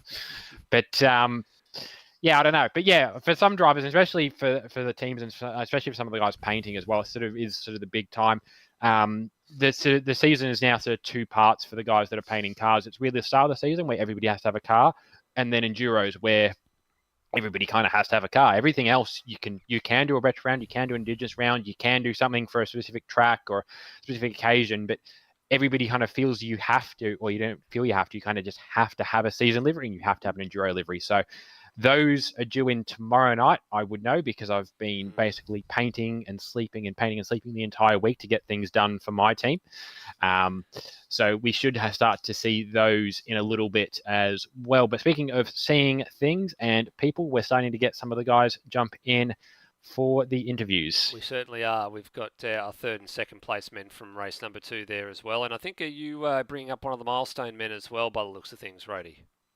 I didn't necessarily bring anybody in as such, we'll bring but him in. we can bring him anyway. We'll bring him in anyway, and we'll have a chat with him a bit later. So we have got our third and second place drivers in that one. So let's throw over to Noah Tara, who finished third in that one. Alrighty, Noah, another strong result for you there. Not quite as strong in the end with race 1, with having your team boss coming and rattling your cage in the last couple of laps, but still a good run in the end. Yeah, just started to push a bit too hard, let some small mistakes creep into it, and yeah, used the better of my tyres, and then that was that. Will was on my ass, and then I think I made another mistake that led to the overtake in the end. So, still a podium position. I'll have to take it. I have to take it. I mean, it's still a good run in the end. Still some good teams points for the Amped Up Racing crew. You've obviously only got 2 more rounds of regular driving left, but the next focus for you guys is enduros. Now, from memory, you're partnering up with your teammate Lockie Lock, but you're going to run in one of the CRE engineering Mustangs, so that'll be a little bit of a change for you. Yeah, a little bit. Guess we'll see how we go then. I told Terma earlier that I tend to blow up engines on Bathurst, so you can expect that. But yeah, I know, same car, different paint, so it shouldn't be too bad. Yeah. Alrighty, and speaking of enduros, we've still a couple of weeks off it yet, but what's your thoughts coming into Sandown? Not my strongest track, but I'm not too bad at it either. So I reckon we could expect at least a top 5. I reckon our team's probably good enough for. So I reckon worth a try. Just put some practice in, see how it goes.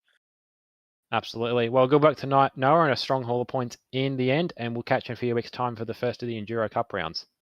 Yep, thanks, Reddy.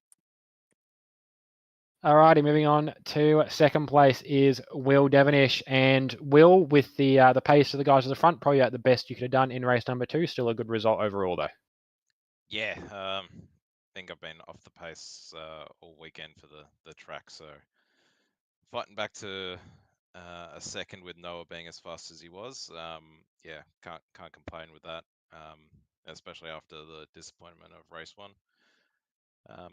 But yeah, race 2 just sort of ticked all the boxes, and the car was acting a lot better, so pretty happy with that. Absolutely, and strong results for the team overall. I think only a couple of blues overall, but yeah, a good result for CRE this round. Yeah, especially like Amped Up, they smashed it out of the park today.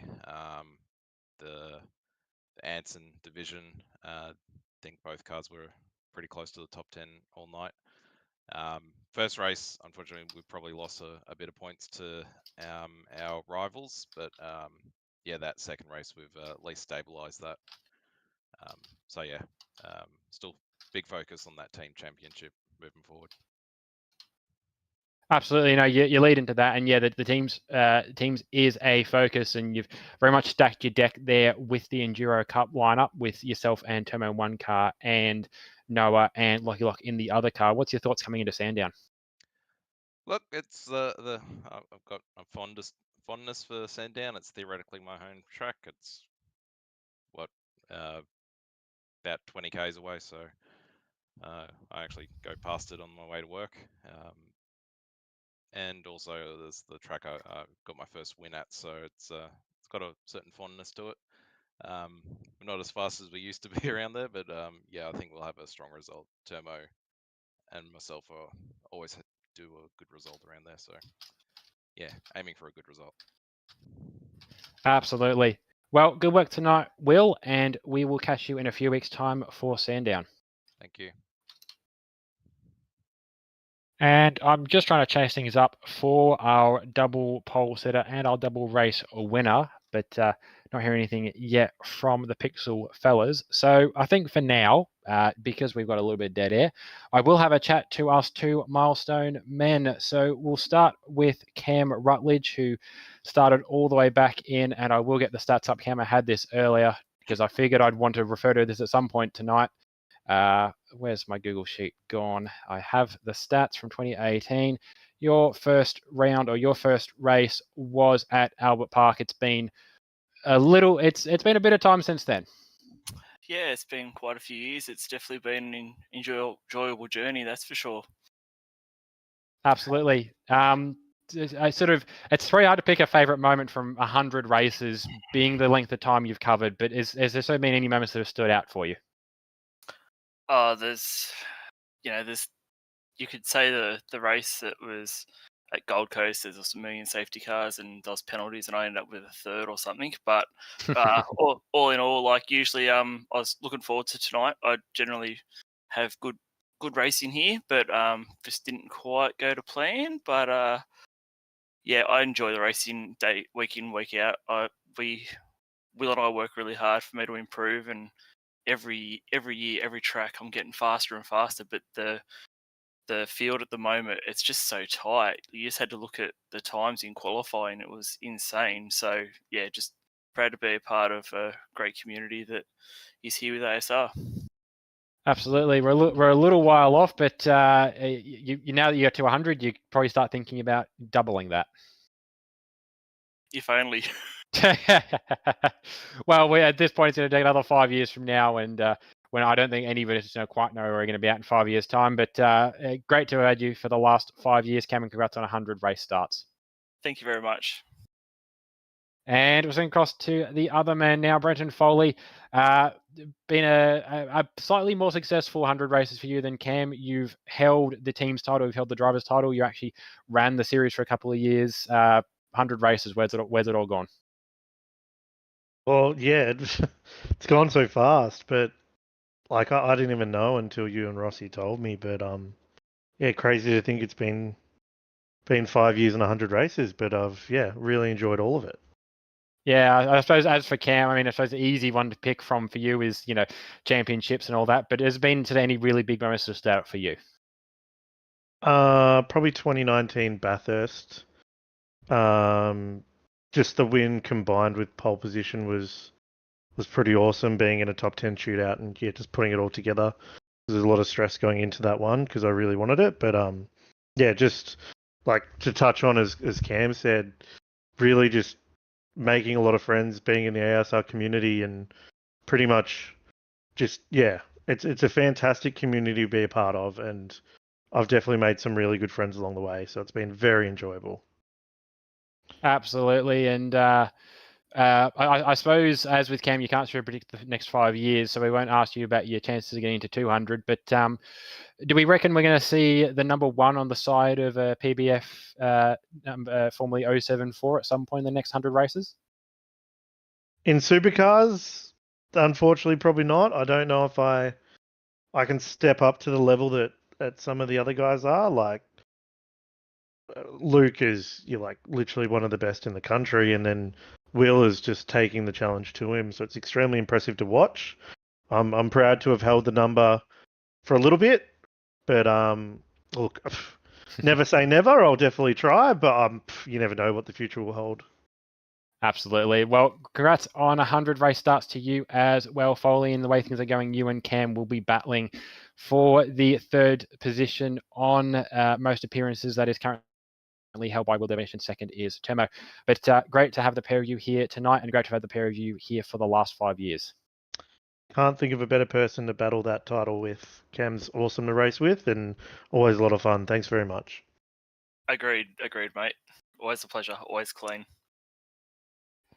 Alrighty, I think we are still waiting on our podiums, on our pole sitter, but I think we've waited a bit too long, so I think we might have to cut it off there, unfortunately. We might have to catch him and talk to him about this round in the Enduros, but now that's been our podium sitters plus a few.